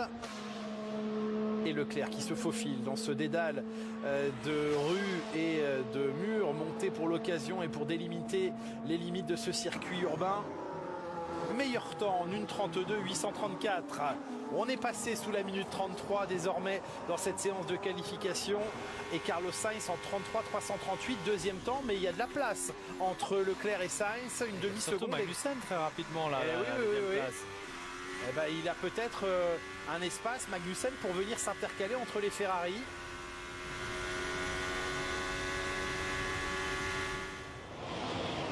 Eh bien non, quatrième temps pour lui en 33.664. Le dernier secteur lui en coûte un petit peu. Ça reste un très bon temps et une très belle performance de la part du Danois. C'est un peu plus loin pour Nico Hülkenberg qui est 9e. Valtteri Bottas qui avait bien entamé hier soir, la nuit dernière en tout cas, ses essais libres. Il n'y a pas d'aspiration pour Valtteri Bottas. On a vu le Delta Time en haut à gauche de son volant. Il a commencé à moins 0,12 et là il a moins 0,08. Donc moins 0,05 maintenant. Il a perdu presque un dixième dans la ligne droite parce qu'il n'a pas l'aspiration. Et ça c'est horrible quand vous êtes au volant. Vous voyez le temps, vous perdez vous ne gagnez plus de temps, vous en reperdez sur votre meilleur temps. Mais j'ai fait un bon virage. Donnez-moi mon temps. Et non, il n'y a pas d'aspiration. Pas récompensé effectivement, même si Max Verstappen lui en a offert un tout petit peu avec 10e temps pour Valtteri Bottas avec ce 34.213. Il s'écarte immédiatement pour laisser les pilotes qui s'élancent alors qu'il ne reste que 3 minutes 20. Russ Buscombe, qu'on aperçoit ici de dos, la stratège de l'écurie Alfa Romeo, sur ses calculs, sur ses comparaisons avec les adversaires. 2 cm d'écart entre ici Sergio Pérez et le mur. Il y a une caméra qui a été placée spécifiquement pour mesurer exactement l'écart entre les roues et le mur. Retour au stand de Max Verstappen. Non, de Sergio Pérez qui rentre au stand là. Sergio Pérez. C'est bien Sergio Pérez, absolument. Est-ce qu'on va mettre un train de pneus neuf et repartir? Non, on va le faire entrer au stand. Les petits ventilateurs aérateurs de conduit de frein sont maintenant placés sur sa monoplace. Pérez, il est 6e. Ouais, 2,30, ça ressortira pas. 2,30, il faut 2 minutes de tour de sortie. Le temps de changer les pneus, c'est très chaud. Pérez, il doit maintenant espérer que son 33.855 suffise. Et quand on voit les écarts jusqu'à la 10e place, alors Bottas est un petit peu plus loin, mais derrière Pérez, oui, il y a un gros 10e jusqu'à la 9e place. Albon, Sargent. Oui, si les Williams se révèlent de nouveau très très rapides en ligne droite, si Pierre Gasly réussit à nouveau en toute fin de séance, alors qu'il reste 2 minutes, un bon coup. Bon, Pérez, ils sont confiants. Le sont-ils trop? Le sont-ils simplement suffisamment? On va le savoir dans moins de 2 minutes maintenant. Je suis pas très confiant pour eux, personnellement. En revanche, un 31 en Q3, je ne l'exclus pas. Ah, ça y est, monsieur Saffol, au casino de Las Vegas. Minuit 38, je lâche tout. Romain Grosjean avance ses jetons sur la table. On va passer sous la minute 32 selon vous. C'est pas impossible. On a gagné 8 dixièmes entre la Q1 et la Q2. Pourquoi on n'en gagnerait pas 8 encore entre la Q2 et la Q3? Cette fois, Romain Grosjean, c'est moi qui vous suis. Voilà. Passez devant, on vous regarde. Voilà. Allez, 1 minute 15 maintenant dans cette Q2. Et il y a peut-être matière à faire trembler Red Bull et Pérez, qui pour l'instant est 6e, il est qualifié, mais certains vont tenter d'aller jouer avec le chrono de Sergio Pérez. Il faut tourner autour des 33,8. Je sens pas bien pour Pérez.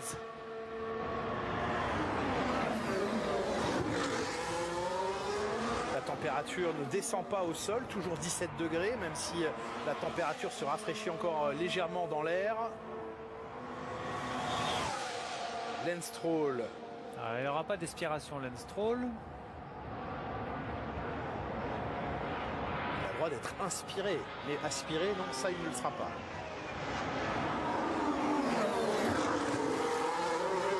Oh, beaucoup de vibreurs à la corde.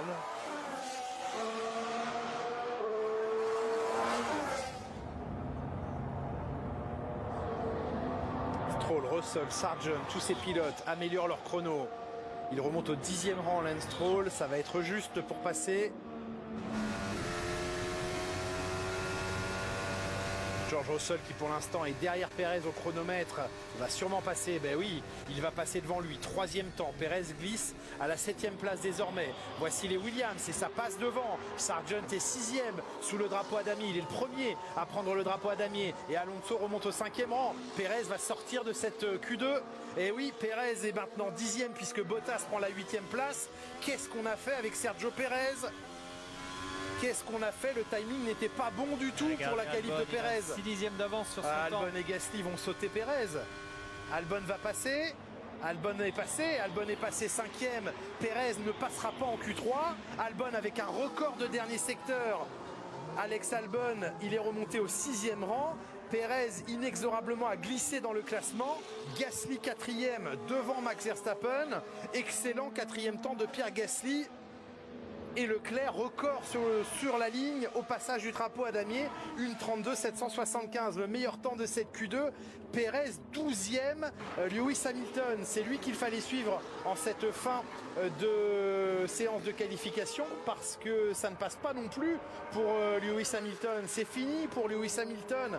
Hamilton et Perez éliminés. Je ne pouvais pas aller plus vite. Je ne pouvais pas aller plus vite, dit Lewis Hamilton à la radio. Éliminé pour 28 millième, c'est Bottas, son ancien coéquipier chez Mercedes, qui va s'inscrire dans cette Q3 et laisser sur le tapis Lewis Hamilton 11e. Évidemment, la face renfrognée et pas désespéré mais pas loin de Toto Wolff, l'élimination de Lewis Hamilton, l'élimination de Perez. Alors ça, Sergio Perez pour 46 millième, là aussi Hamilton comme Perez, ils ne passent pas pour moins d'un dixième l'un et l'autre, mais c'est presque pas normal pour Perez et pour Hamilton de ne pas passer. Hamilton, la Mercedes, on l'a pas forcément vu au meilleur de sa forme ce week-end, bien que Russell semble tirer les marrons du feu. Oui. Du côté de Perez, je sais absolument pas ce qu'on a fait, parce que nous, n'ayant pas tous les ordinateurs qu'ils ont, on l'a vu assez vite que ça passait pas. Ça laisse compliqué, oui. Et ça c'est largement compliqué. Hamilton éliminé, Perez éliminé, Ricciardo également. We'll focus on tomorrow. Concentrons-nous maintenant sur demain, dit Daniel Ricciardo, ça ne passe pas pour lui. 15e et dernier de cette Q2. Stroll, 14e, subira des places de pénalité. Pour l'instant, il en est à 5, mais il est sous enquête au fil de cette séance de qualification. Ce sera peut-être d'autres places de pénalité, mais quoi qu'il arrive, Lance Stroll ne partira pas de cette 14e position acquise durant cette séance. Nico Hülkenberg, avec l'ancienne version, en reste là en Q2, alors que Magnussen, qui a préféré rester sur la plus récente version de la Haas, lui passe en Q3. Les deux Williams sont qualifiés pour la Q3. Une Haas, celle de Kevin Magnussen, va y participer également, tout comme une Alfa Romeo, celle de Valtteri Bottas. Bien joué de la part d'Alfa Romeo et du pilote finlandais. On ne retrouvera qu'une seule Red Bull, celle de Max Verstappen, qui pour l'instant est 5e, toujours un peu lointaine dans ces séances, même si Max Verstappen n'a pas forcément fait son meilleur chrono au meilleur moment lorsque la piste était la plus favorable. On retrouve en cette fin de Q2 Leclerc et Sainz, les deux Ferrari aux deux premières places devant George Russell, une Mercedes représentant également la dernière représentante dans cette séance, et une Alpine, Pierre Gasly, qui hisse l'Alpine en Q3. Ça, c'était absolument pas garanti à la lecture des essais libres, mais elle est pourtant bien là, cette Alpine. Oui, et ça c'est une très bonne nouvelle effectivement de cette troisième et dernière partie des qualifications qu'on va vivre dans quelques minutes. Mais la déconvenue, bien sûr, elle vient de cet homme-là, Lewis Hamilton, et aussi Sergio Perez. Et ce sont ces deux garçons qui se jouent le titre de vice-champion symbolique. Ouais, Hamilton, on s'y attendait un petit peu. Les Mercedes étaient un peu en délicatesse pendant les séances d'essai. Russell qui sort son épingle du jeu. Attention, on s'aperçoit encore une fois qu'il faut le bon timing. Il faut être au bon moment sur la piste. C'est une piste qui est complètement neuve. Le tarmac, il est neuf. Il sort pas mal d'hydrocarbures. Ça reste froid. Donc il faut être vraiment au dernier moment. On le voit, Pierre Gasly, à chaque fois, il va sortir dans la dernière minute. Boum, il met la voiture en 4e position. On savait aussi que c'était un circuit un peu atypique. La preuve, on a une Alfa Romeo qui est en Q3. Ça fait longtemps. On a une Haas aussi. On a les deux Albin, on a les deux Williams. Williams. Enfin bref, il va pouvoir se passer encore plein de choses. Alors pour la Q3 peut-être un petit peu moins, mais pour demain ça risque d'être fantastique.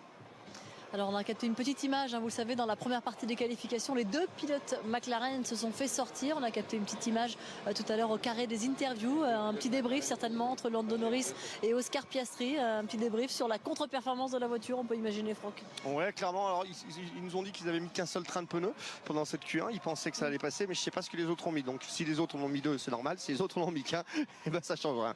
Et ça veut dire qu'ils ont fait une erreur, effectivement. On va l'écouter, l'un de ces deux hommes, Oscar Piastri, l'Australien.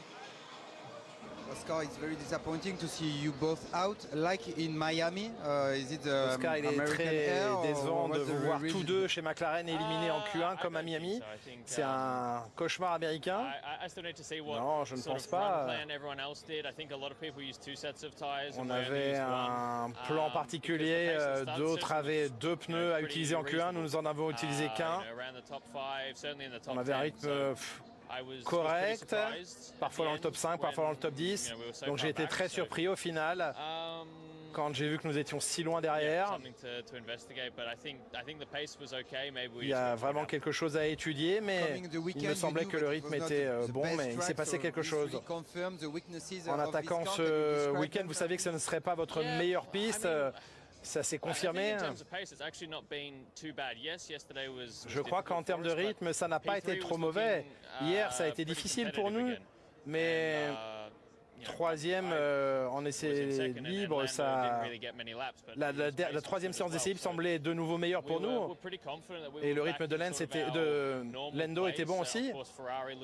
Donc j'avais l'impression d'être revenu à notre place. Bon, bien sûr, les Ferrari sont très rapides, les Red Bull aussi. Mais je pensais qu'on était dans les équipes qui les suivaient, pas loin.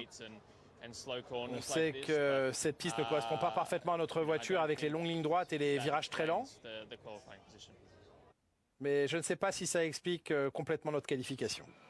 Et oui, c'est significatif quand les deux voitures sortent en première partie des qualifications. Esteban Ocon, il est là dans le paddock, habillé malheureusement en tenue civile. Il va se diriger vers le carré des interviews, retrouver Laurent Dupin. On l'écoutera évidemment dans quelques minutes, mais avant cela, c'est la troisième et la dernière partie des qualifications. Merci Margot, merci Franck, au plaisir de se retrouver à l'issue de cette séance. On saura alors qui est le premier poleman de ce Grand Prix de Las Vegas. Allez, il est le moment de mettre des jetons sur la table. Romain, on a parlé de chrono. Peut-être allons-nous, selon vous, ou en tout cas estimez-vous qu'on pourrait descendre sous la minute 32. Qui pour la pole maintenant, Romain Grosjean? Qui pour la pole? C'est ma question. Charles Leclerc. Charles Leclerc en pole position sur les pronostics de Romain Grosjean. Après les minuit 47, le pronostic est peut-être un peu... C'est un pronostic à 9h47 heure française surtout. Oui. Mais à minuit 47 heure locale. Effectivement, la Q3 va débuter d'ici quelques instants. Si jamais cette pole position devait revenir à Max Verstappen, ce serait alors pour lui la 13e cette saison et il dépasserait ainsi au nombre de pole positions réalisées sur une seule et même saison Lewis Hamilton. Il en est à cet instant légal, 12 pole positions dans leur carrière chacun. C'était en 2016 pour Lewis Hamilton, c'est en ce moment en 2023 pour Max Verstappen. Si jamais le Néerlandais devait en signer une 13e, il deviendrait alors l'égal d'Ayrton Senna qui avait réussi cette performance en 88 et 89. Il deviendrait également l'égal d'Alain Prost qui avait signé 13 pole positions en 1993, l'année de sa dernière saison en F1 et l'année de son 4e et dernier titre de champion du monde de Formule 1. Nigel Mansell à ce jour en a réussi 14 l'année de son titre en 1992, 14 pôles en une seule et même saison. Et puis il y a pour l'instant seul au sommet de cette statistique Sébastien Vettel avec 15 pole positions en 19 courses. Et ça c'était lors de sa campagne victorieuse en 2011. C'est reparti et sur le même mood que Q1 et Q2, Kevin Magnussen se dit moi j'y vais tout de suite les amis, je ne vous attends pas. Et bien c'est tant mieux, il est parti, il a pris la piste. À lui maintenant d'essayer d'aller placer sa Haas le plus haut possible sur cette grille de départ. Mais une belle partie du travail pour l'équipe américaine, ne l'oublions pas, l'équipe Haas, c'est d'avoir réussi à hisser cette monoplace en Q3. Et le dernier poleman d'un Grand Prix à Las Vegas, eh bien c'est Alain Prost, 1982, sur le parking du César Palace et ses 3,6 km de distance. Alain Prost avait réussi la pole position du Grand Prix du César Palace Carlos Reutemann y était parvenu l'année précédente, en 1981.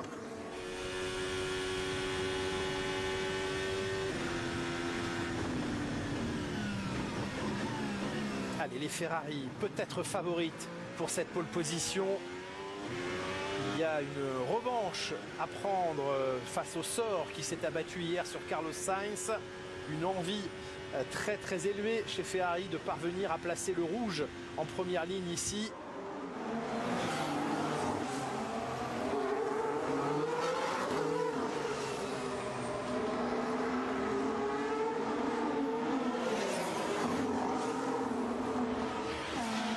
Et là on peut s'imaginer également, Romain, que les pilotes vont travailler sur un seul train de pneumatiques à moins de 10 minutes et effectuer plusieurs tours. Ce sont des pneus rodés pour Kevin Magnussen et pour Pierre Gasly.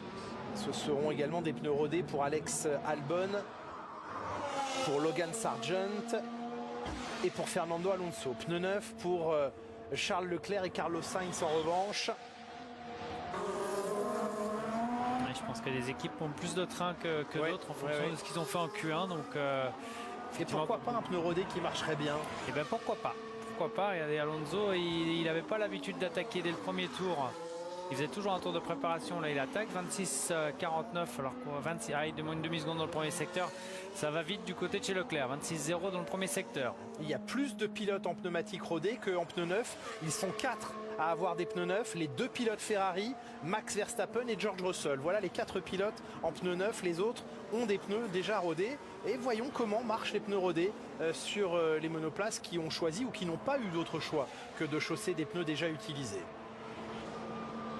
Allez, Leclerc, 26-0, c'est la nouvelle référence du premier secteur. 31-0, c'est Carlos Sainz qui fixe la référence dans le deuxième secteur et c'est quasiment égalé par Charles Leclerc et par Pierre Gasly également.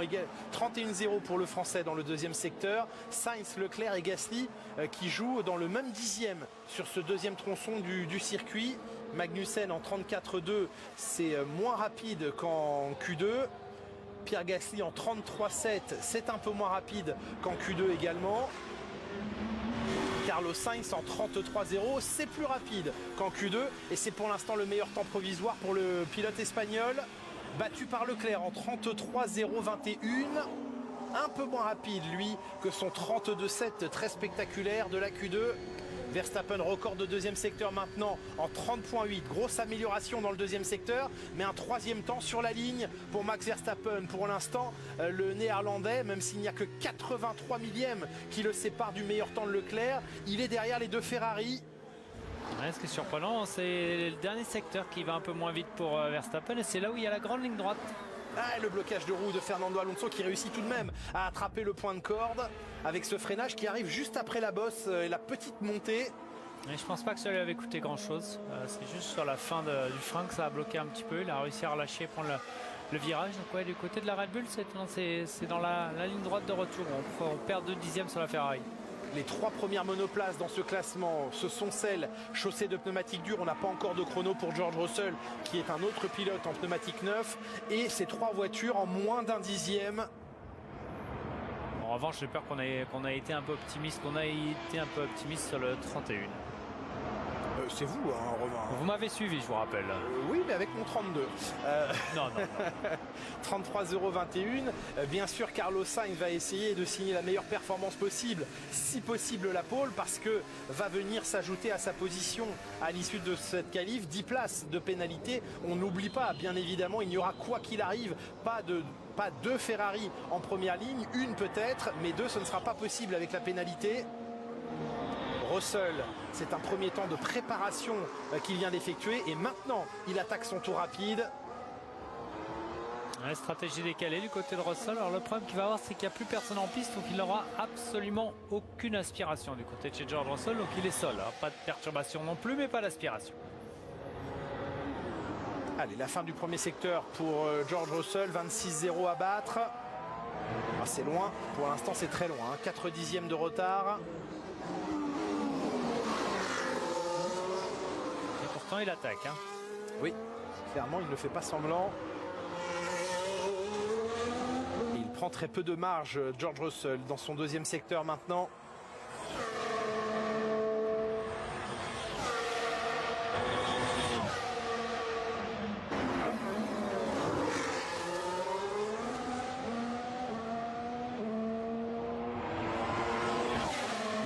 petit peu dans le deuxième secteur avec 31-0 affiché par le pilote Mercedes.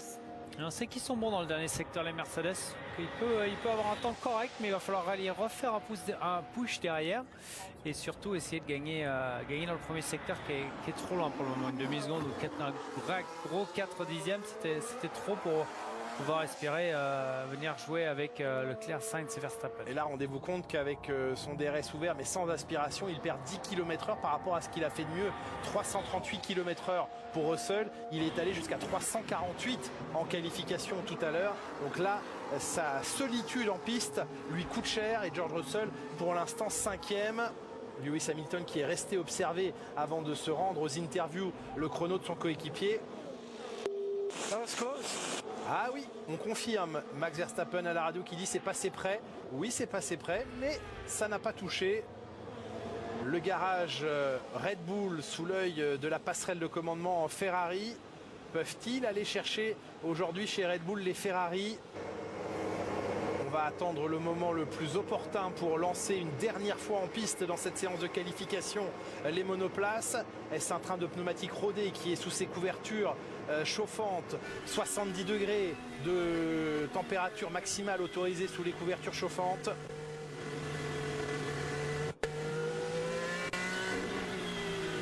Alors on a Sainz, suivi de Russell, suivi de Sargent, Alonso, Albon. On est tous ensemble.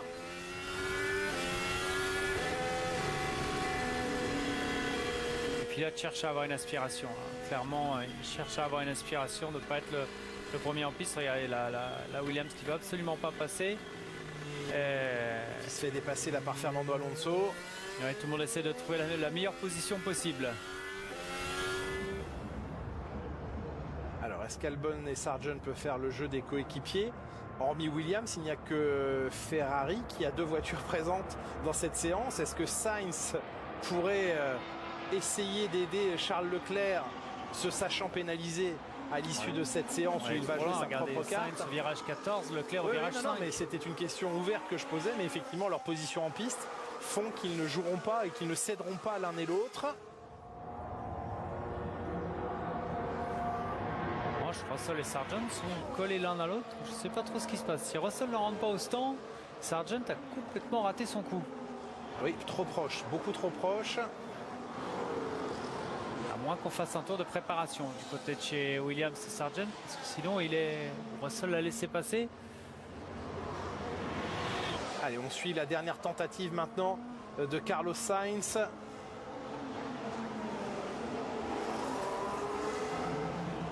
Ouf, ça avait un petit peu de sous-virage là. Oui, non, c'est trop loin.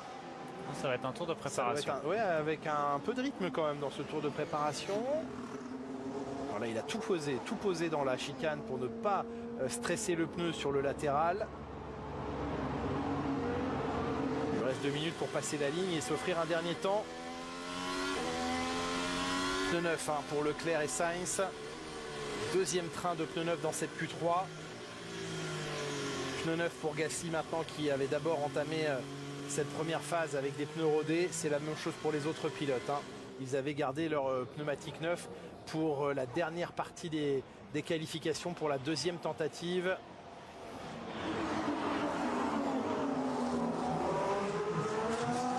Leclerc, lui, on n'est pas parti pour chauffer le pneu, on est parti pour à fond.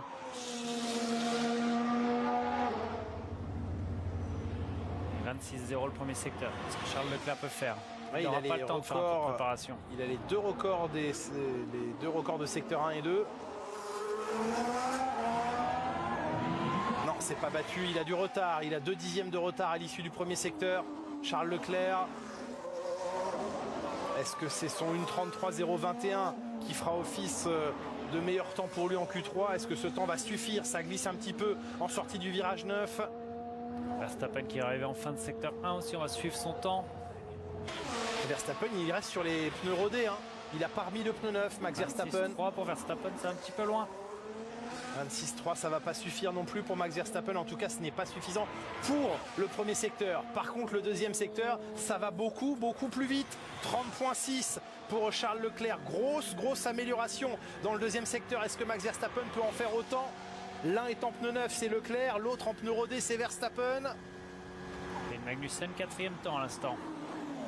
Le 30.6 de Leclerc va-t-il tenir face à Verstappen?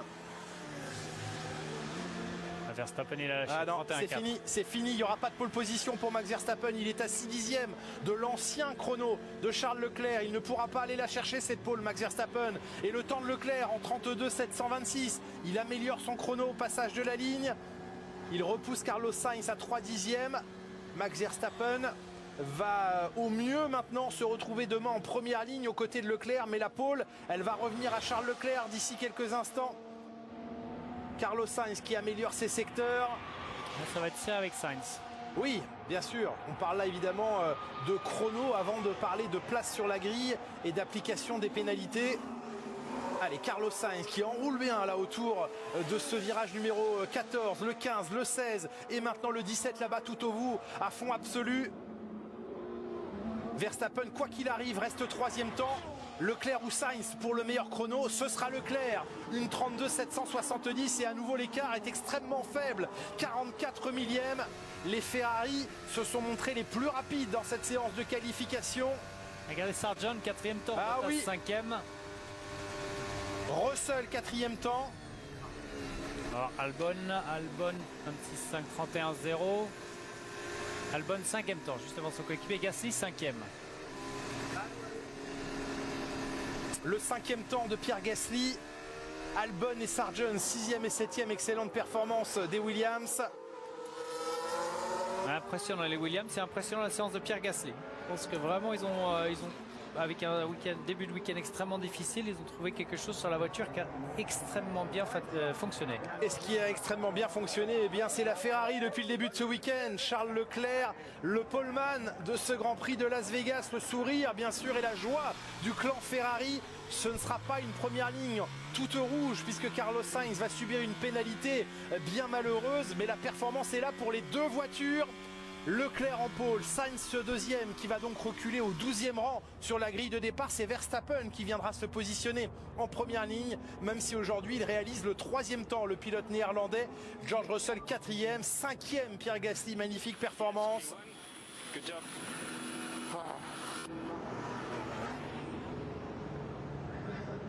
Le soulagement de Charles Leclerc qui vient ici cueillir la 23e pole position de sa carrière.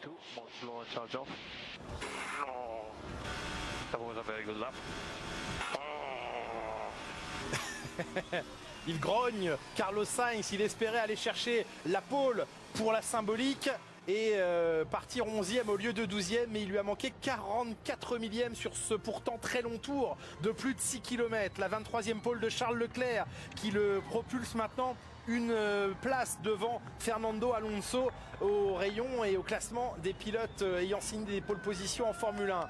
La 23e pour lui dans sa carrière, la 5e cette saison pour Charles Leclerc. Et donc les Ferrari qui ont posé le rouge au tout devant de cette séance de qualification. On l'a dit, Pierre Gasly 5e sur l'Alpine, ça n'était vraiment pas attendu, mais la performance est au rendez-vous. Bravo à Pierre Gasly et à Alpine. Albon et Sargent, les Williams 6e et 7e, très jolie prestation, même si encore une fois Albon pour la 21e fois en 21 qualifications se retrouve, c'est même plus que ça, c'est parce qu'il est à 27-0 maintenant en prenant en compte les qualifications sprint. Il a systématiquement dominé Sargent, mais bravo à Logan Sargent avec cette 7e position sur la grille. C'est tout simplement sa meilleure performance en carrière. Logan Sargent avec cette 7e place. Bottas et Magnussen 8e et 9e. Fernando Alonso prend la 10e place de cette séance. Ces pilotes que l'on vient de nommer gagneront tous une position sur la grille après l'application de la pénalité. Mais voilà, on attendait Ferrari à Las Vegas. Ferrari a répondu présent et Charles Leclerc est une nouvelle fois en pole position. Ah oui, la performance en qualification, ils l'ont. Enfin, Charles Leclerc, là, bien sûr, on le sait, sur les 3 derniers Grands Prix, on le disait, il avait été 3 fois en première ligne, dont 2 pole positions. Ça marche fort en qualification, il faut vraiment concrétiser en course. On va écouter d'abord les 3 hommes de ce podium des qualifications. Ça a été un peu compliqué sur la piste avec les températures très faibles notamment. Oui, bien sûr, il fait assez froid, c'est assez glissant. Et en étant sur un circuit en ville, on essaye d'aller au plus proche des murs. Mais c'était agréable, j'ai bien aimé. On a essayé de maximiser notre performance aujourd'hui. Depuis le début du week-end, il nous manque un peu de performance sur un tour. Mais j'espère que demain en course, on sera à nouveau bien sur les pneus. On n'a pas trop de données ici sur les longs relais. À quoi vous attendez? Hier, ça s'est bien passé quand on a travaillé les longs relais. J'aurais aimé avoir un peu plus de rythme aujourd'hui, mais on sait que les points sont demain.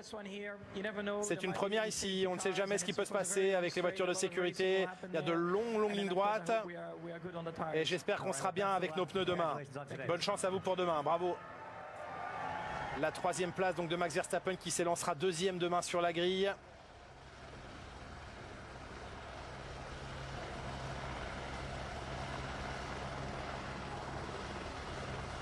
Et d'ici quelques instants, on va retrouver les pilotes Ferrari, à commencer par Carlos Sainz.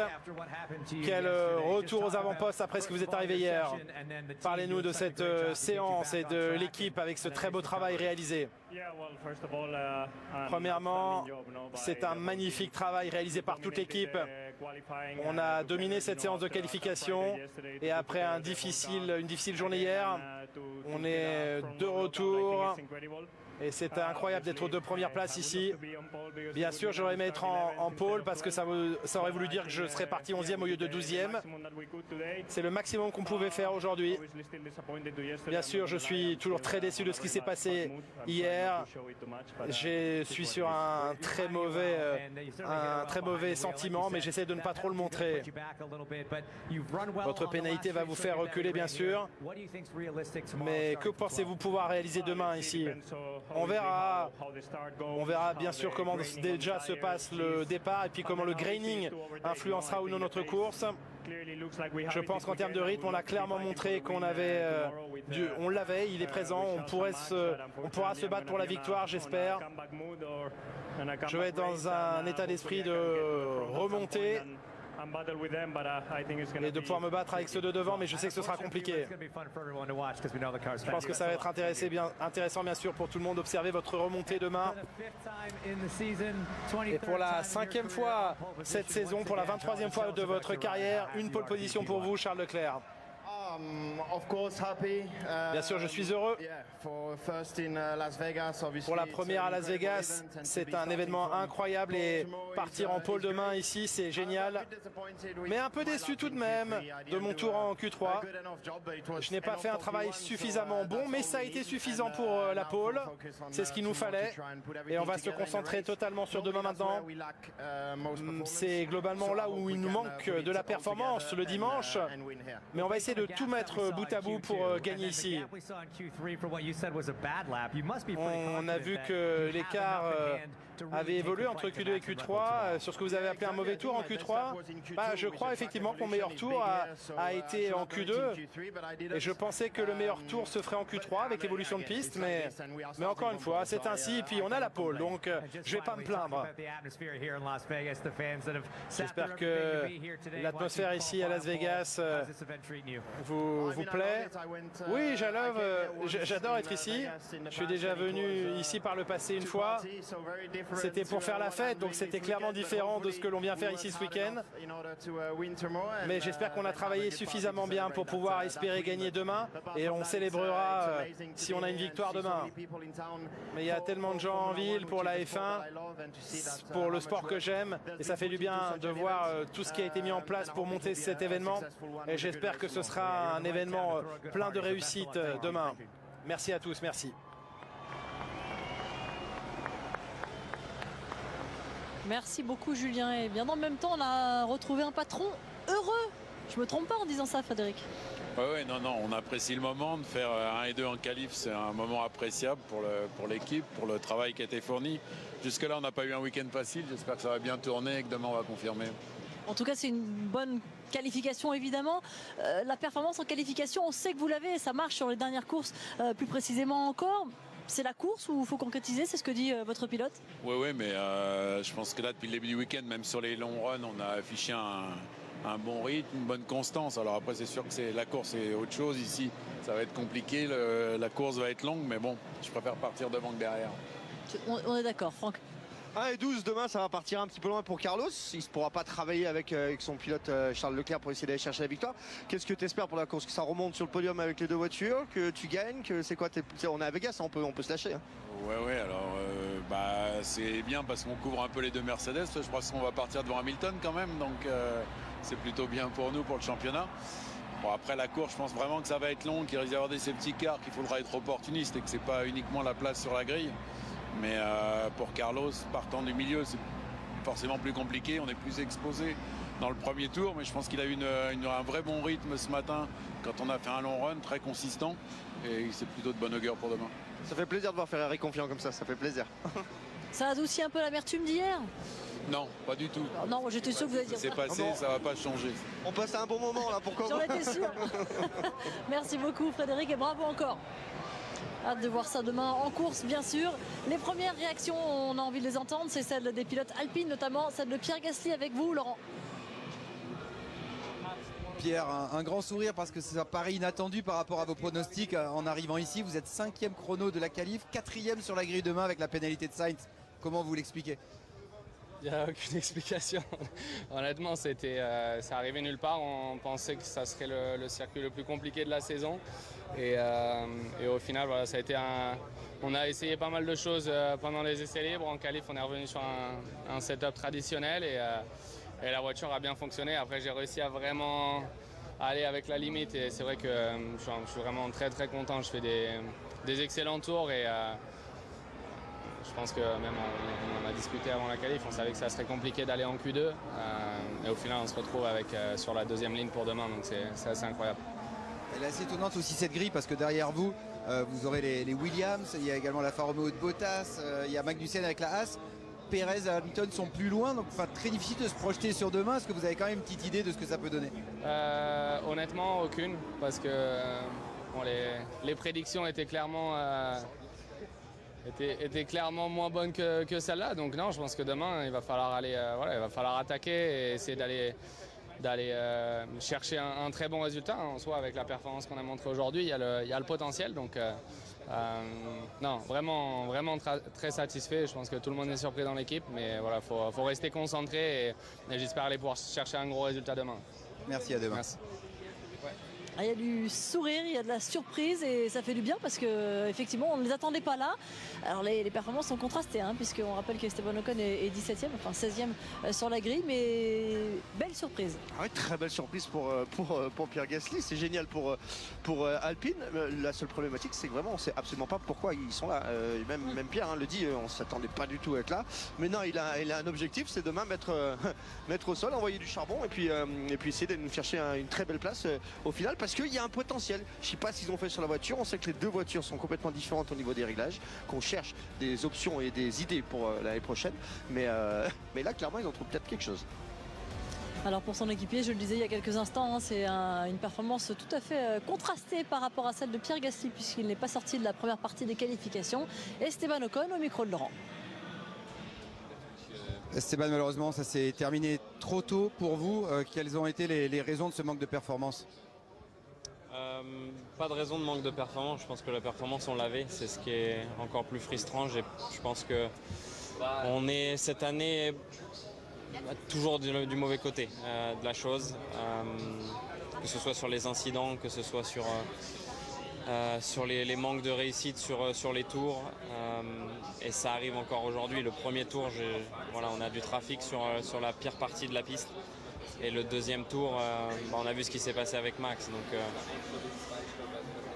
je ne sais pas trop quoi dire. Je pense que la vitesse, on l'avait. Regardez en data, on allait passer facilement en Q2. Si on n'avait pas perdu ces 7 dixièmes sur le premier virage. Donc, on espère remonter demain. En tout cas, on a la vitesse pour, donc on espère remonter demain. Ouais, cette gêne avec Max Verstappen, est-ce que c'est la faute de l'un plus que de l'autre? Les ingénieurs qui ne vous préviennent pas l'un l'autre? Comment vous l'expliquez? Peu importe, c'est fait. Et sur ce circuit, est-ce que vous êtes assez confiant qu'on peut doubler et remonter? Ouais, ça c'est sûr. Je pense que c'est une des bonnes choses de cette piste. C'est que voilà, les lignes droites sont longues, on a une très bonne vitesse aussi en ligne droite. Je pense que c'est quelque chose qu'on va essayer de faire demain, d'essayer de remonter et utiliser notre vitesse en ligne droite. Des performances contrastées chez Alpine, mais aussi chez Mercedes. Pardon, je voulais dire Hamilton, mais non, ce sont l'équipe Mercedes, puisque George Russell est passé en troisième partie des qualifications, mais pas Lewis Hamilton. C'était une des surprises. On va l'écouter, Lewis Hamilton, on en parle juste après. Tell us about the grip. Does it give enough confidence to brake late and overtake, for instance? There is no grip. Parlez-nous du grip, ça vous permettait pas de freiner tard? Non, j'avais pas d'adhérence, pas de grip du tout ce soir. C'est pour ça que je glissais dans tous les sens. Slow cars ahead of you in a way that there are two Williams, there is Bottas, there is pensez que vous avez des voitures plus lentes que vous habituellement devant vous, comme de Williams, comme Magnussen. D'habitude, elles ne sont pas devant vous. Mais George a fait du bon travail. Aujourd'hui, il a réussi à faire marcher les pneus un peu mieux. Et j'ai pas pu atteindre ce niveau de performance. On a fait des changements la nuit dernière, mais ils n'ont pas été suffisamment bons. Allez, encore une séance de qualification et ça sera fini avec cette voiture. Romain, vous comprenez le désarroi du pilote britannique qui veut se débarrasser. Vous avez connu ça, rouler dans une voiture qui ne vous donne pas de résultat? Oh oui, mais je l'aurais prise celle-là quand même. Même la Mercedes pas bonne, elle était toujours meilleure que ce que j'avais. On vous en a proposé une, vous l'avez toujours pas prise. Donc, oui, j'ai pas le choix dans la date. J'arrive pas à trouver la date. Moi, si vous voulez qu'on vous aide, on peut vous aider pour la date. Hein. Ah non. On lui laisse le choix dans la date, il n'y a pas de souci. Non, mais Romain, plus sérieusement, c'est vrai que on voit que la voiture ils n'en peuvent plus en fait. Ils ont effectivement envie d'arriver au bout de cette saison et d'en finir avec cette monoplace. Néanmoins, il y a encore effectivement 2 grands prix à disputer. Oui, il y a encore 2 grands prix à disputer. C'est vrai que cette voiture, c'est pas leur meilleure. Ça fait 2 ans qu'ils sont un petit peu en difficulté, qu'ils n'arrivent pas à trouver un concept qui fonctionne du côté de chez Mercedes. Ils sont aussi très mal habitués. Ils ont gagné tellement sur les dernières années qu'une 3e, 4e place pour eux c'était décevant. Maintenant, effectivement, une 11e c'est extrêmement décevant. Maintenant, ils sont encore dans le match à certains moments. Et il reste 2 courses à faire. Elles sont importantes. Il y a une place de vice-champion du monde des pilotes à aller chercher. Alors, Lewis fait une très bonne saison au niveau comptable et il se retrouve dans cette position. C'est lui qui s'y est mis. Mais la voiture, elle n'est pas si mal que ça pour se retrouver là. Vous pouvez la proposer à pas mal d'autres pilotes. Je pense qu'ils la prendront. Oui, c'est vrai, ce n'est pas comparable à la Haas que vous aviez à l'époque. C'est vrai, Romain Grosjean, on continue de parler de cette qualification et des pilotes qui ont traîné en 2e partie, c'est Lewis Hamilton, mais aussi Sergio Pérez. Il se bat en fin de saison pour aller glaner ce titre de vice-champion du monde qui est symbolique pour lui, certes, mais qui est très important pour l'équipe Red Bull. On va l'écouter à l'issue de cette qualification au micro de Laurent. Sergio, it was just a miscalculation of the team. How would you explain to be out in Q2? Sergio, il y a eu un mauvais calcul de l'équipe. Comment vous expliquez d'être sorti en Q2? Oui, ma Q1 a été très compliquée et la Q2 encore pire. C'est vraiment dommage qu'on ait fini notre séance beaucoup trop tôt avant la fin du chronomètre. Et c'est un peu malheureux qu'on n'ait pas pu mettre un tour bout à bout. Vous vous battez face à Hamilton au championnat et il va être tout proche de vous sur la grille. Donc c'est au moins une bonne chose pour vous. Oui, ça va être une très bonne piste pour la course demain. Il y aura beaucoup d'actions et beaucoup de choses peuvent se passer demain ici. C'est vrai qu'on peut attendre pas mal de surprises sur la piste, mais bon, quand même, cette Red Bull qui, pour Sergio Pérez, hors de la Q3 pour la 9e fois en 2023.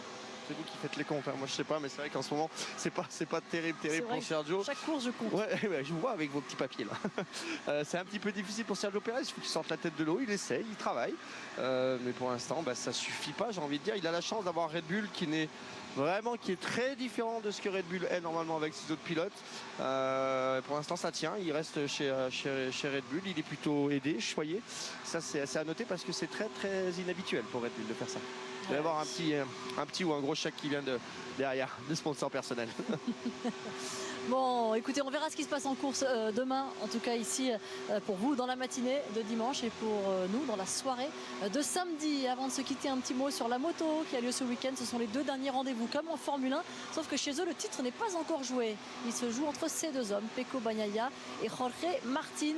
Ces deux pilotes qui vont disputer la qualification ce soir, pardon pas ce soir, mais dans la soirée de samedi bien sûr. Et le Grand Prix, ce sera à 18h demain sur Canal+. Voilà un titre encore à jouer, beaucoup d'enjeux sur cette fin de championnat. Ils sont au Qatar ce week-end et ils seront à Valence la semaine prochaine. Et puis ce soir, beaucoup plus tard dans votre journée, vous retrouverez l'émission En Pôle consacrée à ce Grand Prix de Las Vegas, à cette course très attendue. On vous présentera bien sûr toutes les clés, tous les enjeux et puis le décor magnifique dans lequel on se trouve. Ce sera à 23h20 un petit peu plus tard dans la soirée sur Canal+. Et demain, rendez-vous à 5h55. Il faudra être matinal. Le départ du Grand Prix, ce sera à 7h. Et Formula One, le débrief dans la foulée. Merci Franck d'avoir été avec nous. Les soirées sont longues ici, c'est vrai, mais on prend beaucoup de plaisir malgré tout à être dans un endroit aussi insolite et extraordinaire. Un grand merci aussi à Romain et à Julien. Un petit coucou à Laurent Dupin qui est encore au carré des interviews pour recueillir toutes les informations à chaud de ces pilotes qu'on vous livrera demain dans l'émission La Grille. Merci d'avoir été avec nous. Ciao.